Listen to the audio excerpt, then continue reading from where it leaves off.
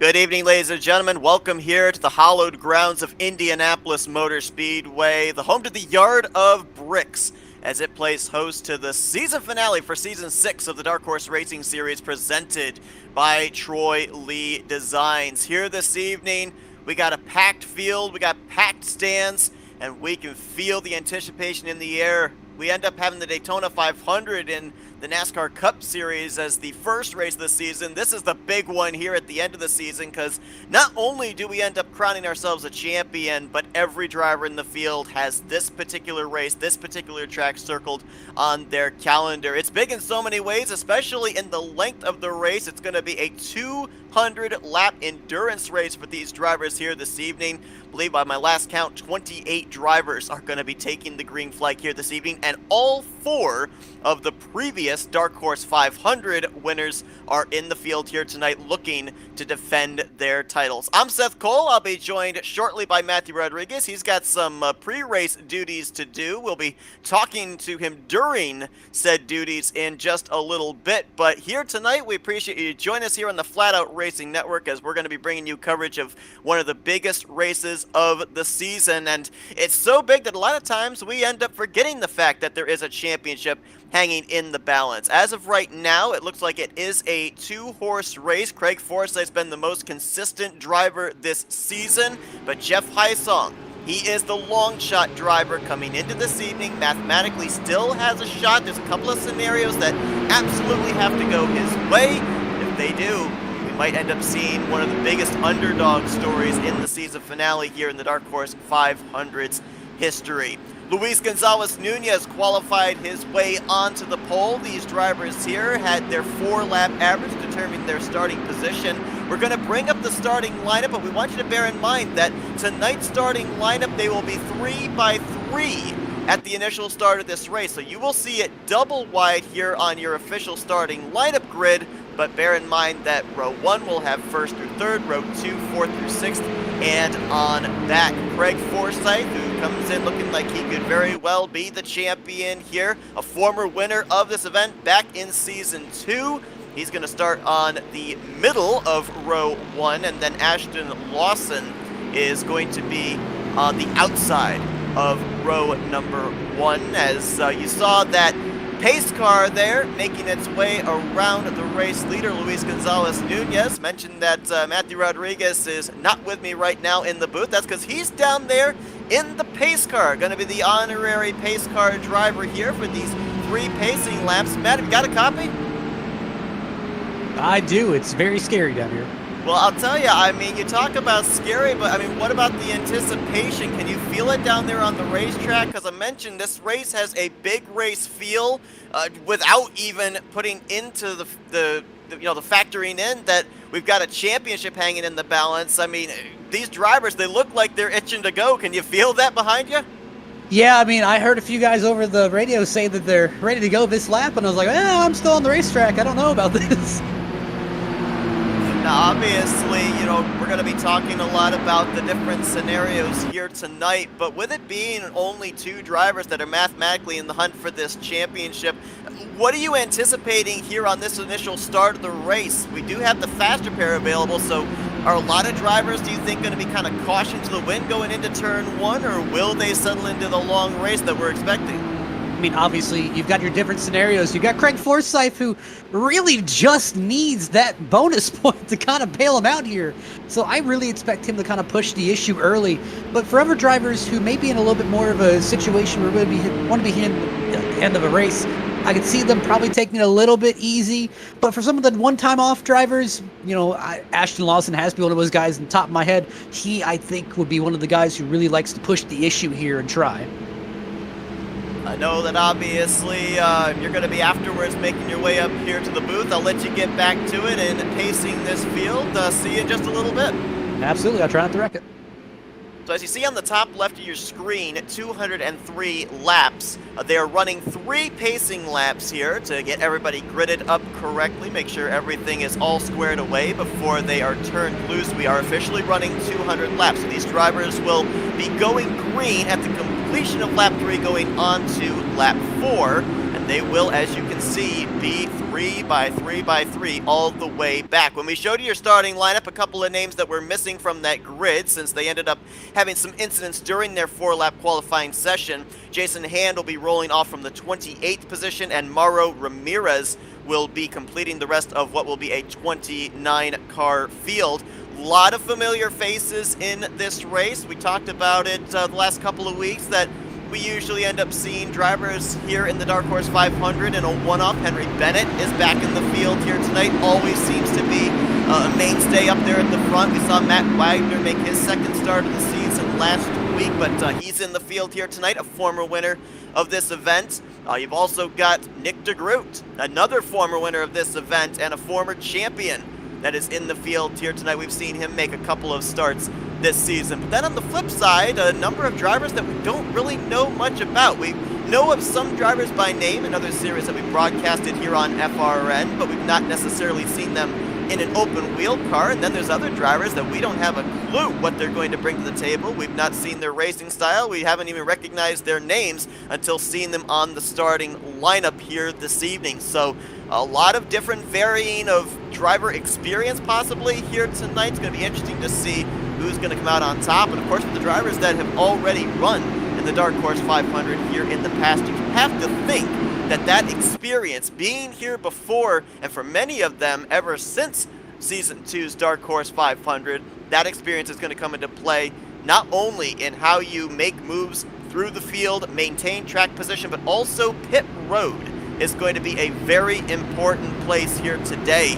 We've seen a lot of drivers in the past, they've either exceeded pit road speed, had to come down and serve that penalty, or we've also seen a lot of drivers have issues with the high over 200 mile per hour speeds that they carry off of turn 4, getting that thing down to pit road speed. We've seen a lot of, especially rear brake lockup and drivers spinning out, and there is a wall that separates the front straightaway from pit road, so it's kind of like a funnel, and if that funnel gets blocked up, other drivers that might be trying to make their way onto pit road could have absolutely nowhere to go. We're going to get the indication 1 lap to green as Matthew Rodriguez will bring them down across the yard of bricks. We'll be seeing him next time through 3 and 4, duck down towards the, I believe towards the access road, and then turn it over into the hands of Luis Gonzalez Nunez. Again, want to thank everybody that has tuned into our broadcast here this season. It's the culmination here tonight. Craig Forsyth looking to win this championship. Now, the scenario for Craig Forsyth is basically finish inside of the top 25 and you've got the championship locked up. He could also lock up the championship if he ends up leading a lap, leading the most laps, getting the fastest lap here tonight, or having no incident points at the conclusion of this evening's event. The scenario for Jeff Hysong is he needs for Craig Forsyth to not do any of what I just mentioned, and finish outside the top 25 in the running order, and then it's all easy for Jeff Hysong. He's just got to win the race, have no incident points, and either lead a lap, lead the most laps, or have the fastest lap. He's got to do 2 of those 3. He didn't qualify for the pole. That would have been the other scenario that would have helped him. Hysong going to be starting quite a ways back here in the field tonight, slated to be rolling off the grid in P24. So it's a big uphill climb for Jeff Hysong, but we've seen stranger things happen when it comes to motor racing. You saw there that Matthew Rodriguez ducked the pace car down to the access road. He's heading for pit lane. They'll make their way here through 3 and 4. I've been informed that Luis Gonzalez Nunez is allowed to accelerate at any point he wants once they pass the start of pit road's wall, and everybody else will be ready as well to try and get the best jump they possibly can, have the best track position for the initial start of this race. 200 laps await these drivers as the 6th annual Dark Horse 500 presented by Troy Lee Designs is ready to be underway. The flagman has the green flag in hand. Nunez is up through the gears, and we're racing at the Brickyard.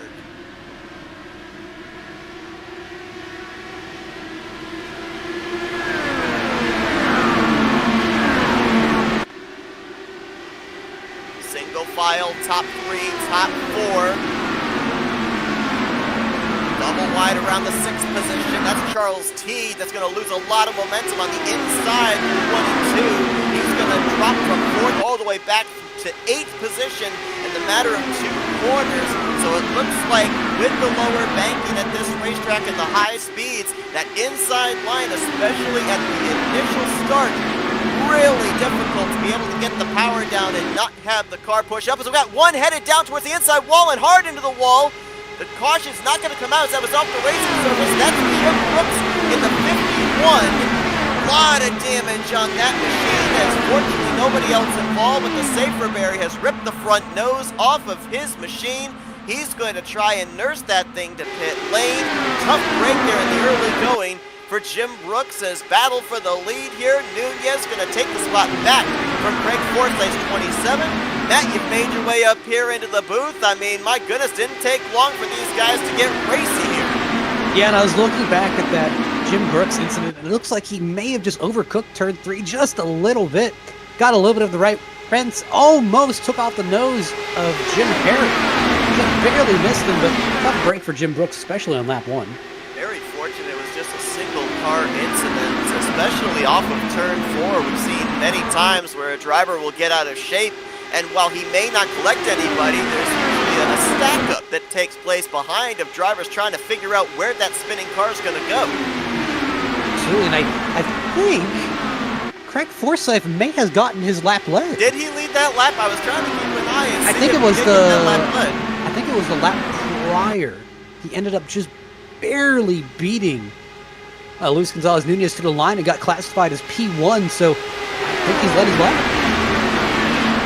The most points that a driver can gain on another here tonight is 90 points. The reason being, maybe the elephant in the room we haven't addressed, this is the second of 2 double points race here this season. So that's how Jeff Heisong was still at the point that we took the green, still mathematically eligible to win the championship. But if what you're saying is true, and Forsythe did get that lap led, we're only 6-7 laps into this race, and the championship has already been decided. That kind of gives maybe a little bit of freedom to Jeff Heisong now, because he can go out and he can just run whatever strategy he wants to try and win this race. Doesn't have to worry about points, doesn't have to worry about the championship. Same could be said for Craig Forsythe. I mean, if I'm Jeff Heisong, I'm going to win anyway. In my mind, if I was going to end up beating Craig Forsythe, I was going to have to win this race regardless. So, obviously, this kind of frees him up a little bit. Like you said, he's going to kind of play around a little bit.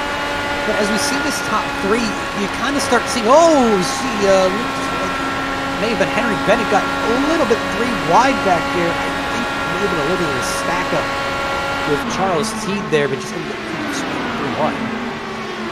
There's Bennett in the 007. As mentioned, we've seen him up at the front many times here in the Dark Horse 500. He's yet to win one. Maybe tonight will be the night for the driver out of England. Let's kind of take a look here. And you've got to remember, you may be looking at this and say, oh man, they're all single file, they're not really racing. Well, you got to kind of think of it like this. It is a 200 lap long race. You still got, on the leaderboard, you've got roughly 197. My math skills are a little bit lacking as of recent. But, 193, I think? Or basically 100 and something with change. 190 something. 194 right now on our ticker. Which you got to look at this and say, hey, it's 194 laps that we still have to win. Right now, this is a battle of attrition. Not only saving your stuff, but also being mentally prepared, mentally ready. Because it's one thing for a week in and week out of doing maybe 100 laps at Kentucky, or doing 80 laps in the Milwaukee Mile. 200 laps at Indy with this amount of cars is just a whole different beast, because again, every corner you have to be focused, and if you just lose that focus just for a minute, that fence is right there to catch you. And honestly, that's not a place you want to be. Now these drivers do have the fast repair that's been available to them all season long, but even with that being known, going back to your point, you can't win the race on the first lap. You can't even win the race on the 50th lap, but you can certainly lose it. So yeah, these drivers certainly have to pace themselves. And Jeff Heisong, one thing that we've noticed out of the 18 car, especially in the last couple of months, he has tremendous long-run speed. It seems like the longer a race goes, the better he gets, the better his position improves. We're 11 laps in. He started back in the 23rd position. He's already picked up 4 spots, currently running in P19. Let's just take a look at our top 10 here, and just kind of point out some names that maybe we don't normally see in this series. So obviously you got Luis Gonzalez-Nunez leading the field, as he has been this past 2-3 races almost. So you've got Luis leading the charge. You've got Ashton Lawson, who you normally see racing a truck in the Great Lake Truck Series. He's in an open wheel this week, a little bit strange, a little bit odd, but obviously that transition's working really well for him. Then you've got our normal Forsyth, Ray Vaughn. Nick DeGroot makes another appearance, which love to see him back. And then you kind of go a little bit back, Matt Wagner. Hey, that's awesome. James Watson, that's not really a name that we've seen here too often. Same thing for Henry Bennett. A lot of old faces just kind of popping back up. Remember I said that all 4 of the former Dark Horse 500 drivers were in the field here tonight? Well, they're actually all up inside of the top 8 as they currently run. Forsyth, Ray Vaughn, DeGroot, and Wagner. And that just makes this... Here's the thing, to win this race, it is already kind of an illustrious event. I mean, you have a sense of pride winning this. But the fact of everyone who has previously won one of these events are in this race. Also, not to mention, there is a bunch of champions in this race. So, realistically, if you come out on top of all 30 of these drivers, you've done something. Got an interesting little nugget here from Logan Detweiler watching our broadcast here tonight. Henry Bennett won the Classic IndyCar Series 8500 today. So what kind of experience after already winning an Indy 500 this afternoon? How much momentum, how much experience does that give him an advantage over the rest of the drivers here tonight? He's making a move there on Lawson. And Luis Gonzalez, is he going to go from 3rd to 1st? He is. Of course, I tried to follow him, but just couldn't complete it. But honestly, I'm looking at Henry Bennett, as much as an advantage that is of, hey, you already won one of these races today, you already know the optimal lines, it also comes with a bit of downside, which is you most likely have done 200 laps already at this track today. By the time you'll be finishing up today, you'll be doing 400 laps of this track, and honestly, the amount of wear and tear that does in the mental state, not really kind of leading you down, but just kind of unfocused, where at the beginning of the race, yeah, you're all focused, you're all hyped, you got adrenaline, yeah, you're ready to race, but by lap 150, like, man, can this checkered flag come out already? At the same time, your muscle memory must be on peak, though. Oh, he's got better reflexes than Dale Earnhardt Jr. If I recall correctly, too, there's been other circumstances that have actually taken Henry Bennett out of the running of winning one of these Dark Horse 500s. I believe it was 2 seasons ago. He was running consistently up inside of the top 3 and had connection problems. Ended up falling out 3/4 of the way through. That was the story of Henry Bennett, where man would come out on fire every week, always ready to look to win, and it could just be internet issues or some other mistake that just kind of took him out of that contention. Look at Bruno. Actually, that's not Bruno. That's Ashton. That is. You saw what Henry Bennett did. Says, hey, I'm going to try it myself. So obviously right now, you kind of have some drivers who are feeling out this track, figuring out where exactly how to make passes. Again, how much draft is an advantage here. Now, I have been messaged by Gavin Fitzgerald apologizing for all 3 of the cars of Ashton Lawson, Gavin Fitzgerald, and Nathan Jump for looking almost identical. And now that I'm looking at it, those things are almost identical. They are. They're very, very similar. Lawson trying to break the draft there. Are you ready for an Indy 500 fast spec? I am ready. So I'm going to steal Seth's spec, so he has to scramble and find a new one. Okay.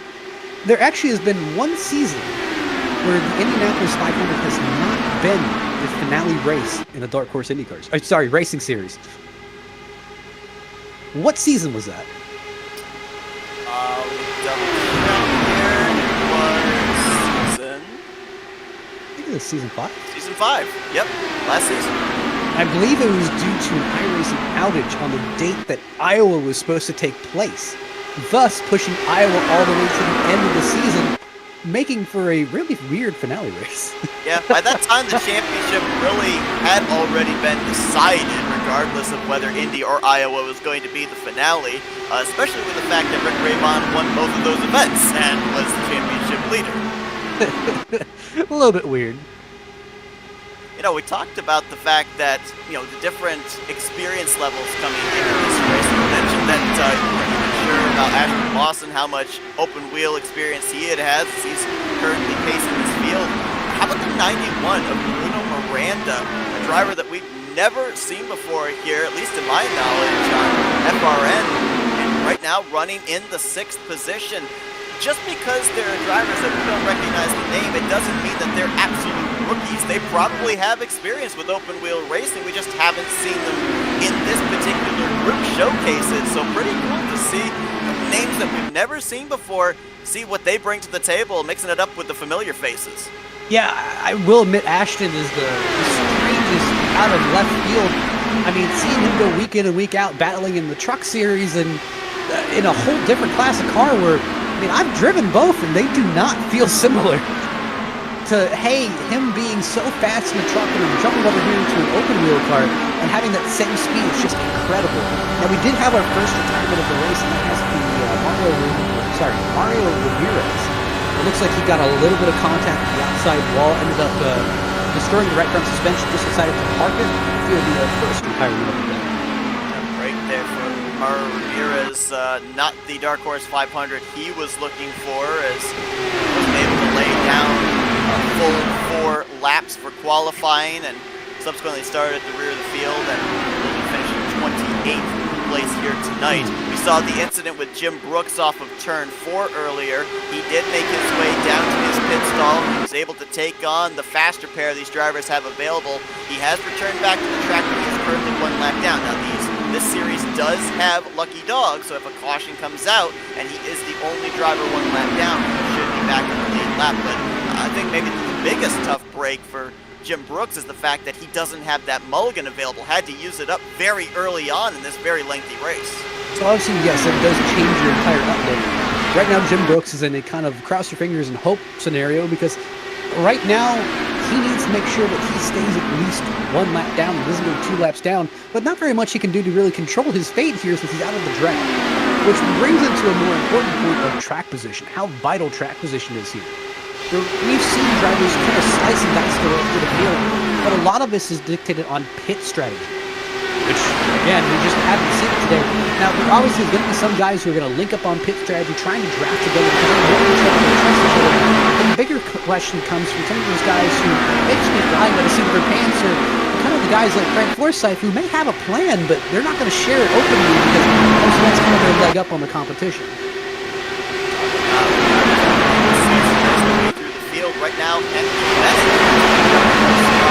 the drop of the green flag, plus 11 from his 12th place starting position as he just took the lead back from Ashton Lawson. 7 positions gained by AJ Hobson. He's about to crack into the top 10. He's currently in P12, and then Bruno Miranda, we saw him make a pass and break Forsythe for the 5th position. He is up 5 spots from where he started in the field.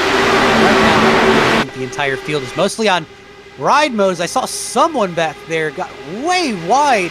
It was Joe McAdory, almost. Looks like he got his left side tires on that drainage ditch out of board. Almost lost the back end into the inside wall. Saved it. Great save. You can see this type of race, these type of cars, it is all about momentum. And as he had to gather that thing up, you saw how much the difference was in the speed of his race car to the drivers that were flying around his outside, going through 1 and 2. Looks like he's got that thing now back up to speed, but that's why we end up seeing the moves that are made. Oh, car on the wall! That was James Watson, just got a little bit of the fence out of 4. Almost just followed Wagner into it. They have a little bit of side pod damage. Obviously you can see it visibly. There is very little banking here at Indianapolis in these corners, and with the speed these drivers Carlo! Oh, wow! Big hit for Kevin Fitzgerald. I think he just got a little bit unsettled with James Watson being there on the bottom. Almost got loose, checked up, and I don't know who hit. I think it was Jim Herrick who actually finished the job. Somehow we are still not under caution. That was apparently down below the racing surface, according to iRacing officials. I'm not seeing a whole heck of a lot of damage on that 16, so he might be okay. Well, he's coming to pit road now, but... I think he may be crabbing a little bit. I'm trying to do a little bit of a damage report on Jim Herrick. That's 2 incidents he's already been kind of around / a part of. Looks like the left side of that wing. He's kind of crumpled up like a small paper airplane. And I'm watching back there of the 39 of James Watson. And while he doesn't look like it's slow, I do notice there's a lot of damage on the right side pod, a lot of damage on the right side of the rear spoiler, where the rear spoiler almost looks disconnected. Oh, we got another wreck. We got a wreck. I can't even see the car, but he's down the inside wall off of 3, in the middle of 3 and 4. That's Bruno Miranda, who was running up inside the top 10. And they're dropping like fly. Man, he is in that wall. He is stuck in the wall, and again, must have been below the racing. No caution has come out. Looks like the same thing we saw of Joe McAdory, but unfortunately Bruno Miranda was not as lucky as Joe McAdory. So he put those left sides right down in the drainage ditch, got the rear end just a little bit active, and that's all it takes, and the rear end came right on around. He went to go correct it, and Ron darted straight to the inside fence. Last season's winner of the Dark Horse 500, Rick Ravon, swung around, and for the first time today, he will lead here at Indianapolis. And all those drivers we saw have those incidents. Multiple drivers have come to pit lane to take on their faster pairs, like Gavin Fitzgerald did. Also, apparently, Jason Hand and Dylan McIntosh, they're now on pit road. Bruno Miranda, he brought his car down pit lane, and he's made the left-hand turn to the garage. So he's going to join Mauro Ramirez out of this race. And wow, I mean, you know, at least 2, maybe all 3 of the incidents we've had so far probably could have put out a possibility of a caution coming out, but since we haven't had a yellow flag come out, we got to start talking about pit road. I think we got driver diving for pit lane right now. That's Joseph Morales in the 16. So the big thing about pit road is there's this bump right at the entrance of pit road that if you're not prepared, it will kind of bump the car, and you will simply just go right on around. But the good news is, this pit road is, even though it looks quite small, it is one of the wider pit roads. It still has that concrete right on the pit box, so you've got to time your braking just right. Another big thing is on pit exit. You have to follow that access road all the way around the corner, so you have to take a little bit of caution driving out. One of those guys who I really thought should have came to pit road earlier had to be that 39 car of James Watson. He was driving about 10, 15 miles off the pace. It's kind of one of those things where you hope for a caution, but the longer you stay out, the deeper you dig yourself in the hole. Watson did come down pit road the same lap as Joseph Morales. We got a couple more coming pit road. This time, Jim Herrick in the 40, Charles Johnson in the 8. One thing I've noticed, and I'm a little puzzled by it. Brandon Gates almost lost the back end. And I'm seeing a lot of these guys losing the back end around the corners. I'm not sure if it's the tires or really just how we're driving the car. Yeah, I mean, we know that obviously the right front Firestone's going to pack a lot of heat with the low banking in these corners. Oh, car around! Oh, we got a big wreck! Big wreck on the front straightaway. Oh, and now we got more flipping up ahead of him. That's Corley and T. Matt Wagner, almost. Ooh, that could have been a lot worse than it was. Car that is capsized there, that's Charles Teed. Corley in the 7. 3-car incident here on the front straightaway, and on lap 30, the caution comes out officially for the first time tonight. So I think we need to break this down in a few parts. Obviously, we need to take a look at what exactly happened to Matt Wagner, because that car was way out of shape. Let's go back to turn 4. Really, it looks like Matt Wagner was kind of loose throughout the entire corner and just never could get it back straight. And just got it right here. pretty much just never could get back straight. Pops the rear end. Does his best to try and keep it straight. Just can't do it. Slides back into traffic. Taps the wall and just even hit Teed. But that's a whole nother story. So let's go back from Teed's. Yeah, what happened there was Corley was moving drivers left to avoid Wagner, and he had Teed to his inside, so he kind of squeezed Teed into that inside pit wall. And looking at that, so yeah, realistically, I think Corley kind of slowed up a little bit more. Didn't see Matt Wagner really until the last minute because of the smoke. Kind of jerked off to the left. And as soon as he did that, Charles T was not expecting a car to be in his path and just ran straight over him. Obviously, with seeing how loose a number of these drivers have gotten, I don't necessarily recommend slamming on the brakes, but it's frozen field cautions here, so as soon as you see that yellow out, wouldn't you start decreasing your speed? It looked like the 7 and the 50, they approached where the 3 was sitting in the middle of the track with quite a bit of speed still. Yeah, I will say there definitely could have been a little bit more checkup. However, with the no caution wrecks that we've seen the last couple of times, I could understand the hesitation. However, there also stands the reason a few things. While Gary Corley was slowing down for the accident, he really only slowed down to 171, and even then, your reaction time at that speed is very limited. Now, Charles T was about 30 miles an hour faster coming up on Gary Corley, but again, we're still talking about triple-digit speeds here. I mean, your reaction time is pretty much split second. So once you make that decision, you kind of have to live with it, whether you like it or not. And unfortunately, both of them made a decision to go to the same place and just kind of met in the middle. I have to think that we were somewhere in the 5 to 10 lap range of possibly seeing our first round of green flag pit stops. So Rick Raybon and company, they were able to come down pit lane here under caution. Rick ended up coming down as the leader and leaving as the leader. Looks like Jim Herrick is going to be second. Herrick had actually come to pit lane prior to that caution, remember, and managed to stay on the lead lap. So he might have come down with the leaders, taken on just a little bit less fuel, just topped off the fuel tank, and he gained a ton of track position as a result. He'll join Raybon inside the top 5 along with Henry Bennett, Nick DeGroot, and Craig Forsyth for this upcoming restart. Looking at some of the cars here, you have to wonder what the strategy is. Obviously, you've got your normals working together. I mean, you got to kind of factor in that Henry Bennett and Nick DeGroot probably are going to be in cahoots. Same thing with kind of Craig Forsyth. He usually kind of picks and chooses who he's working with. Ashton Lawson, Nathan Jump, obviously running the same cars. They probably are same in cahoots with strategy. Kind of looking throughout the field, you start to wonder who's got the right strategy here, or who's going to be the one who's taking risks. Well, we saw Dylan McIntosh rather. He was ahead of the leader when the lights went out atop the pace car, so he was able to take the wave around. He is now going to be 1 lap down in the 25th position.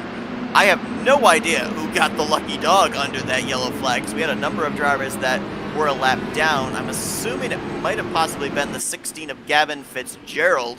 So we're going to have about a half dozen drivers battling for the next free pass position, including T, Charles Johnson, Jim Brooks, Jason Hand, and McIntosh, who just took the wave around to go from -2 to -1. Let me note this, where I've noticed a lot of cars in the previous events we've done for Dark Horse Racing Series.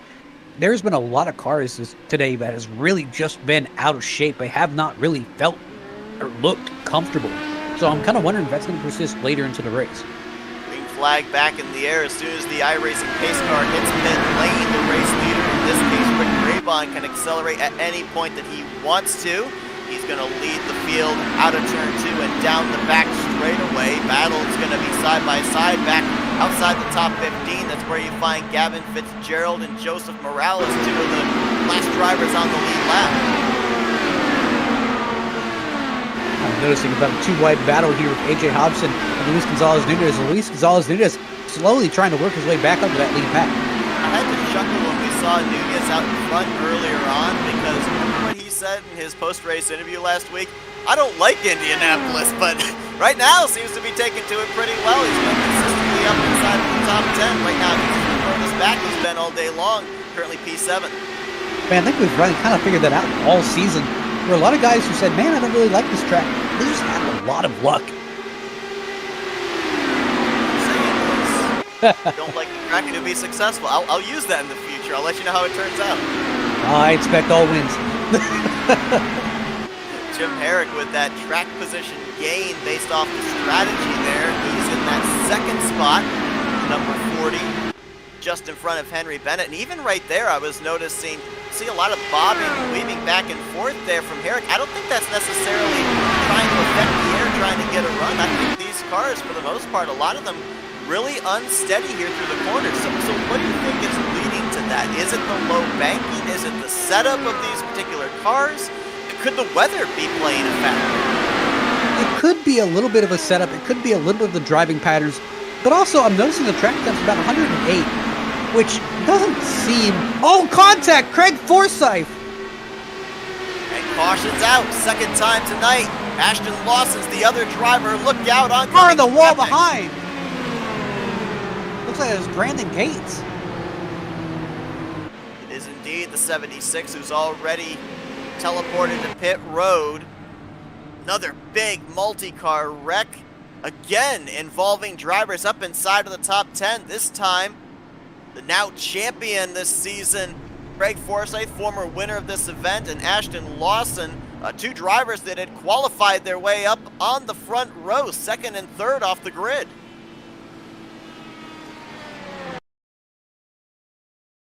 And What I'm happened here? I'm trying to look here, and I'm a little bit divided here.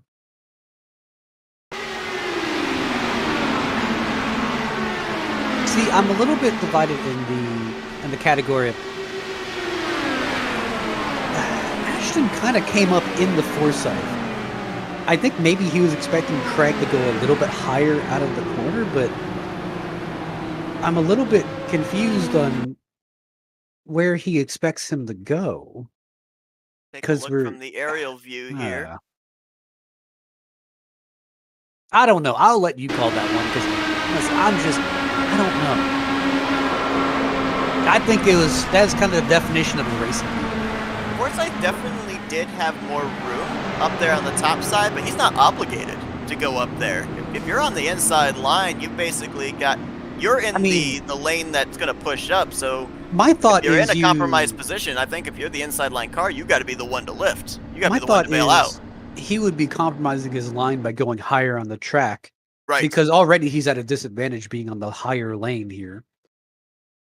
I don't know. I said, in my opinion, that's kind of a racing incident. One of those gray areas. And here's what happened with Brandon Gates. I think Gates had an issue even before he got up to that incident. I think taken free wide here by Gary Corley. Is there gap whack there? I think that was a little bit of gap whack. A little bit of gap whack, maybe in reaction to Corley being down there, but rides the wall all the way through turn 3 and then pounds the inside wall through the center of 3 and 4. So it looks like different incidents. Looks like for Gates, looks like the contact with the inside wall is completely unintentional. I mean, his steering wheel is cranked to the right. He's turning. He's not walking through that car. So unfortunately, should not hit him. That is, man, they're kind of dropping like flies in this race. Yeah, but there. It certainly looks like there was gap whack contact. Look at this hit. Gosh, that was fortunately a couple of feet down from that opening. Very lucky that there's a safer barrier there, although I say lucky, and we've seen a couple of drivers nose into that safer barrier. The safer barrier kind of like throws them around like a beach ball or something. Just tearing up race cars left and right. A lot of big names here in just the last 10 laps. Already a faster pair in the hole. Matt Wagner, Charles Teague, Gary Corley. Now Ashton Lawson and Craig Forsyth can be added to that list. And you know what, I'm kind of sitting here? I'm thinking, man, this is looking mighty fine for a first-time winner. You know, I'm almost wondering if you should have stayed in that pace car. You could have been running the top 20 right now. Hey, you had mean 52-second lap times. I actually know this. So second caution of the night. We haven't even reached a quarter of the way through this race. Lucky dog under this yellow flag. Fortunate for Charles Teed. He is going to be able to get back on the lead lap. Looks like we're going to have 19 drivers on the lead lap. When we go back green, we've got 7 drivers that are currently off the lead lap. 6 of them are 1 lap down and on the racetrack as we currently speak. Jim Brooks, Matt Wagner, Dylan McIntosh, Brandon Gates, Charles Johnson, and Jason Hand. Ashton Lawson, who was not able to drive his race car back to pit road due to having to teleport back to pit lane. He's sitting there for a couple of extra laps before he can take on service, and he is currently running 3 laps down to the leader. So he's going to need a couple more cautions to come out, well, more than a couple, to be able to get back onto the lead lap. Tough break there here, making his first appearance in the Dark Horse 500, and as we saw, running up there inside of the top 5, top 10, actually qualified on the front row in the second position, I believe it was, no, third place. So And looks like actually now his day is done. Looks like they've just pushed him back behind the wall. So that'll make 3 drivers that will not reach the conclusion at this point in time. Lawson, Bruno Miranda, and Mauro Ramirez as iRacing pace car slides to pit road there. And will turn this field loose once again. Now, you want to know the caution record for Indianapolis, since we had 2 cautions already. The caution record for Indianapolis Motor Speedway in the Dark Horse Racing Series was actually tied twice in Season 2 and Season 4 at 11 cautions. However, Season 4 had actually 34 caution laps as opposed to Season 2's 32 caution laps. And So if you I think we're going to remember break correctly, that? and if I remember correctly, the reason for that, Season 2, the race ended under yellow when Craig Forsyth ended up winning, so they ended up having only, I think it was 2 less pacing laps with the timing of the yellow in the closing stages. Also, I don't know if we're going to hit that limit, but right now, with how we're racing, I could see that happening. Well, I mean, as of right now, if we look at incidents that maybe should have warranted a caution, we went back on our 5th Should have restart been right 4th. there. Yeah, 4th so- or 5th. So yeah, I can easily see it where this track, at least today, has been a lot more treacherous than it's been in previous years. Bennett works back East Bend today in the 11th spot. Mixing it up with Frankie Francica. Working on that name here tonight. Very interesting I'm proud of you. name. It rolls off the tongue, I'll tell you. It rolls off the tongue, but then the brain kind of thinks, did I say it correctly? You're a better man than me. Oh, got a car in the wall back there. I believe that was Matt Wagner, who was battling with Jim Brooks for the lucky dog position right now. I'm pretty sure he brushed the wall just a bit. You saw, I believe that was Gavin Fitzgerald had to jump out of line to avoid him. I'm just looking at the side of Matt Wagner's car, and honestly, he may have lucked out a little bit here. It looks like a little bit of a shark fin on the right side has a little bit of damage, maybe a little bit of side pod damage on the right side, but not as extreme as we saw in the 39 car earlier. We haven't talked about yet. Now up inside the top 5, 36 of Eric Peterson. We mentioned about the fact Henry Bennett, season after season, has been up in the conversation for a Dark Horse 500 win. Eric Peterson fits that bill as well. Yeah, I didn't really want to talk about Eric Peterson because it seems like every time I talk about him, just something terrible happens. That's why I brought him up so you didn't have to. Unfortunately, kind of going back to Eric Peterson, it's kind of a story of, is there a way that he could have lost this race? And unfortunately, if you name it, there most likely is a way he's lost a race in the series. Either he qualifies on pole and ends up spinning on race start, or honestly just kind of mistimed pit strategy or mistakes on pit road, or just spinning the car, caught in accidents. I mean, you name it, he's been there. So obviously he's one of those guys who are looking for just a little bit of luck. Right behind him, you've got AJ Hobson in the 63. Hobson started this race from 19th, now trying to break into the top 5. Good run right now for AJ. Then behind him, 69, Glenn Mazan. We've only seen him make a few starts here near the close of the season. Kind of seems like he runs towards the back, maybe gaining experience. Now feels pretty brave here. Has got some good track position. He's in the 7th spot, so good job for him. Absolutely. And obviously, I will admit, I was one of those guys pre-race where I was like, I don't know if he's going to be able to keep up with some of these guys. I've been happy to kind of been proved wrong here. Jeff Heisong in the 18. He's currently running in the 8th position, just ahead of Gary Corley. If I'm not mistaken, I believe Corley is the highest running driver that has had to use his fast repair. Of course, we saw him flipping on the front straightaway when our first caution came out. And I will say, it is nice to see Jim Harrigan. You gotta wonder if some drivers might have looked back at what Jim Herrick did coming to pit road quite a bit earlier than what was projected for his first green flag pit stop. He was able to stay on the lead lap. This racetrack, 2.5 miles in length, so very easy to be able to get your service done, leave pit road before getting put a lap down. We might see some drivers kind of go with the short pit strategy if we get into another round of green flag Matt pit Wagner. stops. Matt Wagner looks like he's done. That car does not look right. I mean, that right front suspension looks destroyed. Yeah, that right front tire looks like it's, oh yeah. Those tires are facing 11 o'clock right now. I think he's done. When the turn 1 went a little bit too high, and just scraped the wall all the way out of 1 into 2, all the way to the back straightaway. And unfortunately, I think that's done dead. So far, 2 former Dark Horse 500 drivers have fallen victim to the Yard of Bricks here today. Craig Forsyth, we saw, have his big wreck for 3 and 4, and Matt Wagner there in the 3 car. Looks like he may be out of it. 2 drivers that are former winners that haven't had an issue yet are currently running in 1st and 3rd. Rayvon in the 1 and Nick DeGroot in that black and yellow 89. Rick Rayvon's kind of an interesting story here. Up and down season has not been free of controversy. But one thing is undeniable out of all of that is man's got speed. Man is fast. And that is one thing that has never been denied. Now that's the one thing where seeing a Rick Rayvon win at Indy would not be the strangest thing that I've seen in this series. Man, those top 3 look so identical. Rayvon holds the record for 2nd highest most laps led in a Dark Horse 500. Last season led 69 of the 200 laps.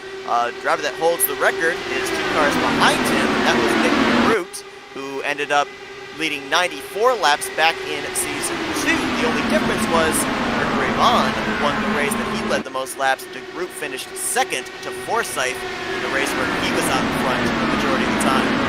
And it looks like we've got 2 more retirements. Ashton Lawson and Matt Wagner decided to hang it up. Just a little bit too much damage, just a little bit too much to repair.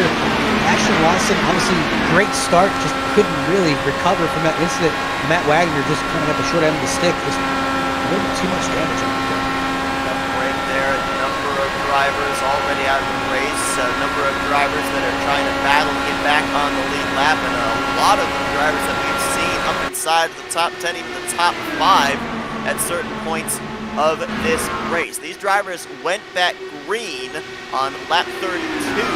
They have gone roughly about 16, 17 laps on this stint, so we'd be right around maybe halfway through a fuel run for these guys. And with that being said, now we're starting to see Henry Bennett making his way back up towards the front. He was, what did I say, 13th, 14th on the restart. He's picked up half of the spots necessary to get back up into the lead in that clean air. There's one guy I wouldn't want to go against. It's Henry Bennett. Yes. That man is fast.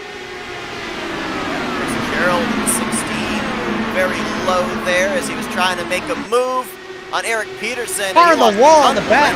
Oh, car flipping. Nathan jumps up on the fence.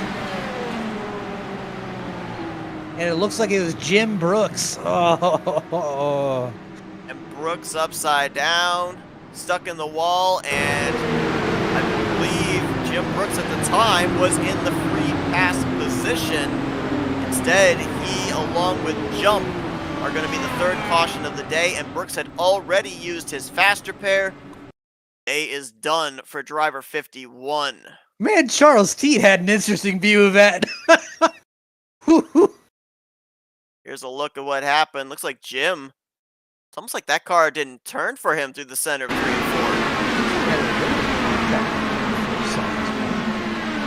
4. Way wide into the wall. Looks like may have not been expecting that to happen, so he kind of just jerked out of the way. And man, Nathan Jump just got destroyed.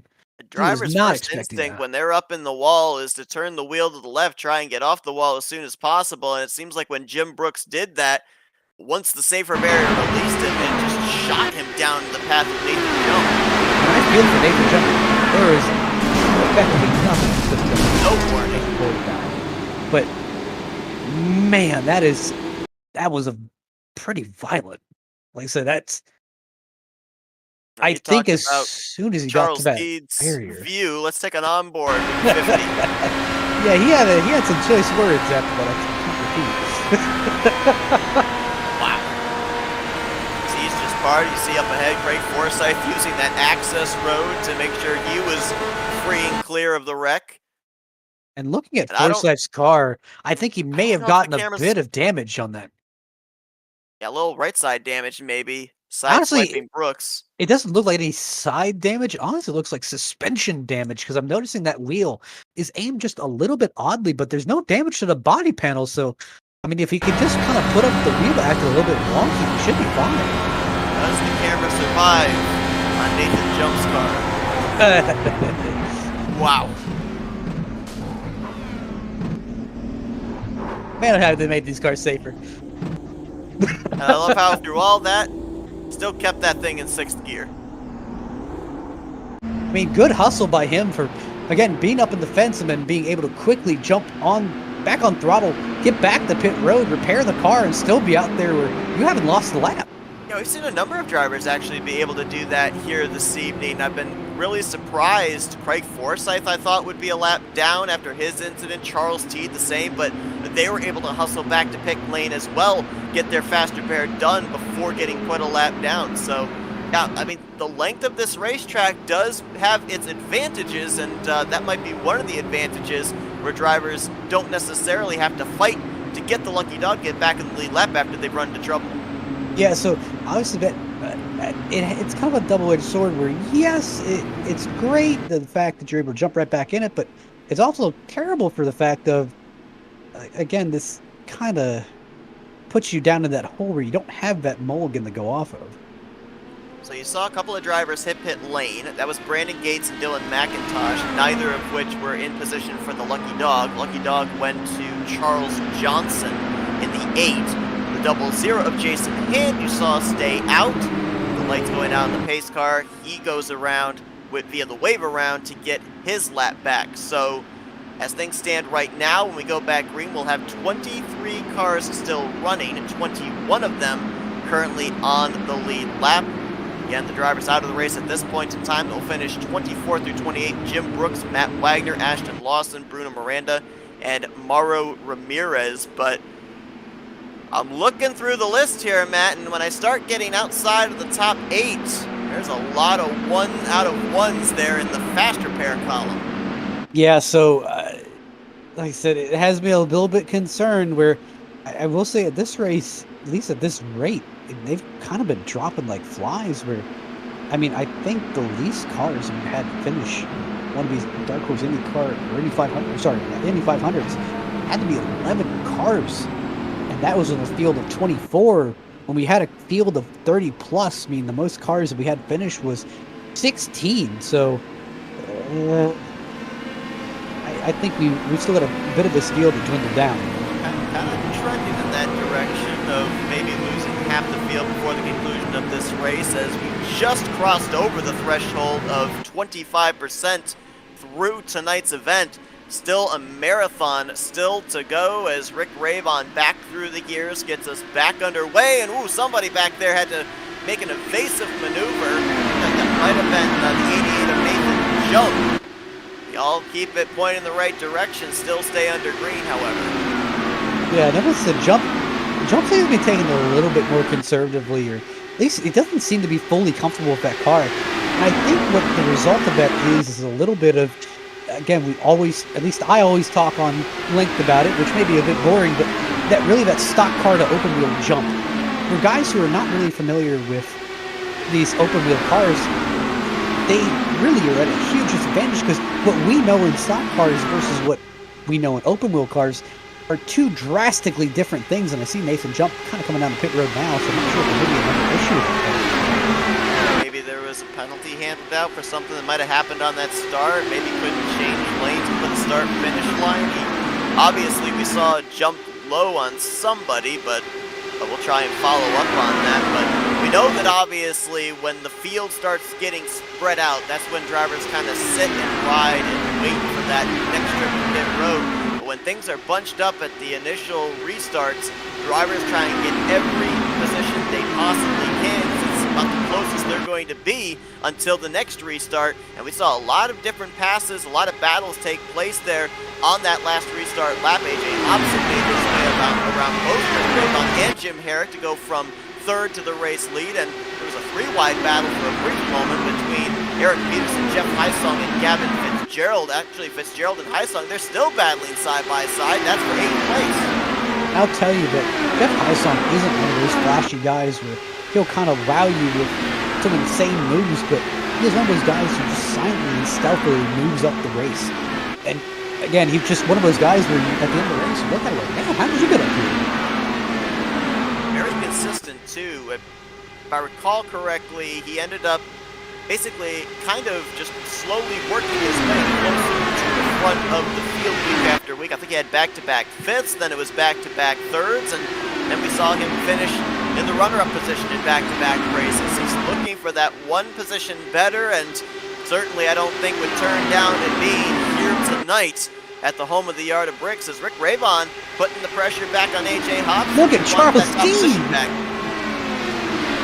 Charles Dean is slowly working his way up through this field. He's kind of trying to leapfrog cars. You can tell he wants this. Craig Forsyth just ahead of him as well, trying to get to the inside of Jeff Hysong. So we've got a lot of cars right here. Could throw a blanket over, and not a whole lot of space being given here in some of these side-by-side battles. And that's kind of the moment where you need someone on your team, or at least that kind of voice in the back of your head to kind of speak some reason here. You kind of have to give a reminder that it's lap 58. Yes, you can't bank on another caution happening, but at least speaking ahead here, right now is not the time that we really need to be pushing and insanely racing. It's kind of that time where we need to kind of walk some laps here. Yeah, it's okay to be in 12th, 13th place as long as we're in it at the end. He talked about the fact of having friends, and while this isn't a super speedway, obviously 3, 4, 5 cars are going to make a lot more speed lined up than one driver out there all by his lonesome, and we haven't yet really seen it come into play because we only had a couple of drivers with the short pit strategy when the first green flag cycle was taking place just prior to the caution coming out. But I mean, there's obviously got to be some team communication that's going on with drivers saying, hey, I'm pitting this lap, please pit with me, so that we have a big group and we're able to, if not make up time on drivers that are ahead of us, gap the drivers that are behind us. So realistically, what having teammates and having friends does in this race is maybe not the same effects as we'd see in the super speedway. You have drafting partners and things like that. Yes, you can coordinate pit stops. Yes, you can draft with your teammates as you're coming off pit road to make sure your pit strategy does work. And they're extremely helpful when you're in a pack like this and you're trying to all progress, but hey, I need to kind of leapfrog this guy. Can you make sure you don't give him a draft? Or hey, can you just kind of leave me out of a little bit of a draft that I can get by? Or hey, can you block this guy? Any bit of it helps. But what most vital they are just the fact of having someone to talk to, someone to pass the time with through this race, where it gets your mind off the race, it gets your mind off the seriousness. You're not focusing on what lap it is, you're just, oh yeah, I'm riding around, having fun. Okay, what lap do we pit? And then focusing on where to go from there. Almost 60 laps in the books here for this 200-lap marathon season finale at Indianapolis. Some contact there between Dylan Moskowitz and James Watson, but A.J. Hobson currently leads the way here at Indy. We talk about the fact these drivers have to pace themselves. Well, the commentators have to as well. We're going to take a quick commercial break. We'll be back here in just a few moments. You're not going to miss a thing, though, because we're going to let you see all the action with FRN side by side.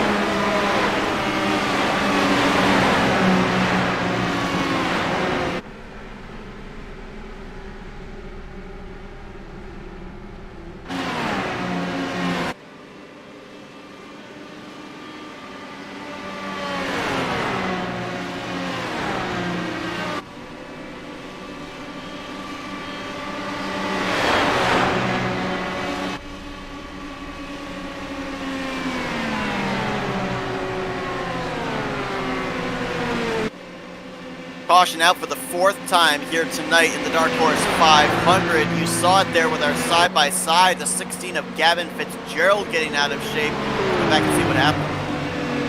I think it's just a little bit of that same thing where we're kind of a little bit of inexperience plus a little bit of just trying to push for everything you can in this race car right now. A little bit in deep into the corner, got your tires wrapped a little bit wide. I think this point the tires are a little bit wide, push for a few laps and he went straight into the fence, popped right off, and unfortunately it kind of left him with the short end of the stick straight into the tire barrier, or straight into the barrier, and man, it kind of flipped. Usually, what we're seeing with a number of these drivers just kind of getting their cars getting grabbed and, as you said, flipped over, normally more reminiscent of when a car gets into a tire barrier, not necessarily a safer barrier. But then again, you have to consider that the front end of these race cars are kind of like lawn darts, so I don't think it really matters what kind of a wall they hit. It would probably have the same result. Yeah, so it's not a great situation, but obviously this kind of stacks the field back up, gets everyone ready for that pit stop. AJ Hobson's leading them all down. Brandon Gates was the recipient of the lucky dog here, being the first car 1 lap down, and there's the mass migration to pit lane. McIntosh is staying out. He is a lap down, so he would have to pit the following lap. We'll see if though this was a relatively short stint. I think it was 14 laps, so maybe McIntosh might take the wave around here, and if he does, that would have 21 drivers on the lead lap. As Rick Ravon is nice. I was just gonna say about half a car length. Rick Ravon gonna beat AJ Hobson off of pit lane. Remember, Ravon started 5th, so he had a pit stall closer towards the pit road exit. Might have been able to get the launch necessary to get that advantage to be the one to lead us back to green. I think this is really the point where, at this point in the race, as we start transitioning almost to halfway, you start seeing the experience come out in the field. Guys who have done these races, who have experience with this car and how it acts. I mean, obviously you see Rick Ravon, see Jim Herrick, see Luis Gonzalez, Nick DeGroot, Eric Peterson, guys who you know have good experience with this car. Maybe not overwhelming pace, but very good experience. They know how the car drives. They're used to these long endurance races. You start to see that skill come out. And this is really where they start to thrive. So with our 4th caution waving here at Indianapolis, did you say record was 11 cautions? 11 cautions. At 4 in the first 60 laps of this race. But one thing is, though, if we end up having more cautions here and we have as many drivers that have already used their faster pair, if the field starts to dwindle down, the likelihood of late race cautions are going to get fewer and fewer. I can see where you're going with this. It's like Moskowitz came back down pit road and topped off the fuel tank. Dylan McIntosh did indeed stay out. Did not come to pit road, so he took the wave around. We'll have 20 drivers on the lead up. No. Brandon Gates, who I thought was going to be the lucky dog, he's still being scored 1 lap down. I think it gave it to Dylan McIntosh because it might have been. Yep. Gates went in the pit road the same time the leaders did. Okay. So I think he lost his lucky dog. So Gates will be the only driver off the lead lap as Gavin Fitzgerald, who was involved in our latest caution, he's gone back to the garage area and he'll be finishing 22nd here tonight. Brings our garage total up to 7 drivers at this point in time. Rick Ravon's going to be the leader when we go back green. Hobson in 2nd, Jim Herrick 3rd. And Luis Gonzalez Nunez and Nick DeGroot. I'm a little worried for the field right now with that 89, because we've only mentioned him up inside the top 3 maybe once. He's been quietly riding there in that 5th position. I think he's playing his cards a little close to the chest, not really showing exactly what he's got right now. And that's what I'm kind of fearing a little bit, where DeGroot's one of those experienced guys who, kind of one of those guys I know who will play coy a little bit and not reveal what he has. So I'd be a little bit concerned as we go later into this race with him hanging around. Saw AJ Hobson make the move for the lead on the last restart. This restart, no different. Look to the inside of Rick Raybon, takes the spot off of turn 2, and he'll lead the field down the back straightaway. Raybon going to try and cross him over, though, heading for turn 3. I'm seeing here, obviously you see the top 2 guys fighting, but I'm seeing those back 3 out of the top 5 who are just kind of riding around a little bit. I can't tell if they've got something bigger in mind or if they're just kind of letting this one play out. But they're definitely still within the draft, so if they wanted to get up there to the top 2, they certainly could, as Hobson again comes to the inside of Rick Raybon. And I know I asked this every single Dark Horse 500, but we see the swapping for the lead going on right now. We've seen it in seasons past. They're setting up scenarios here for the end of the race, right? To kind of see where is the position that you want to make the move, to make sure that even if anything else, your front wing is the first one back to the start-finish line when the checker flag's waving. For that, I'm not positive. I feel like my answer changes almost every year, though. I'm just, again, this race changes almost so much every time you run it. But you think you finally got it figured out, and then again, just the car is so much different, the track's so much different, the tires are so much different. And definitely something has been different this season. We've seen a lot more drivers getting out of shape and wrecking their race cars with no contact from any other driver, maybe more so than we've seen in Dark Horse 500s past. We've got 9 drivers currently up in this lead pack. Then it's a second and a half back to 10th place running Jeff Hysong. There you see him with Gary Corley. Then there's another pack of about 5 or 6 being led by Charles Teague. So it's definitely got rather split up there on that restart. Is Brandon Gates, I believe, on the inside access road coming back onto the racetrack. Looks like his coming to pit lane and not taking Lucky Dog is a little more sinister as he's now 3 laps down in that number 76. I've seen a lot of guys really start to attack. Normally, a lot of these guys, at least in kind of seasons past, have stayed above that white line on the bottom of the turns, going down to that drainage ditch they have. And Eric Peterson got a little bit of the fence. Looking to his car, I think he's got a little bit, right side damage. A little bit of right side damage on the side pod and the fin. Definitely going to slow him down just a little bit. No spoiler damage, so I think he may still be good in that category.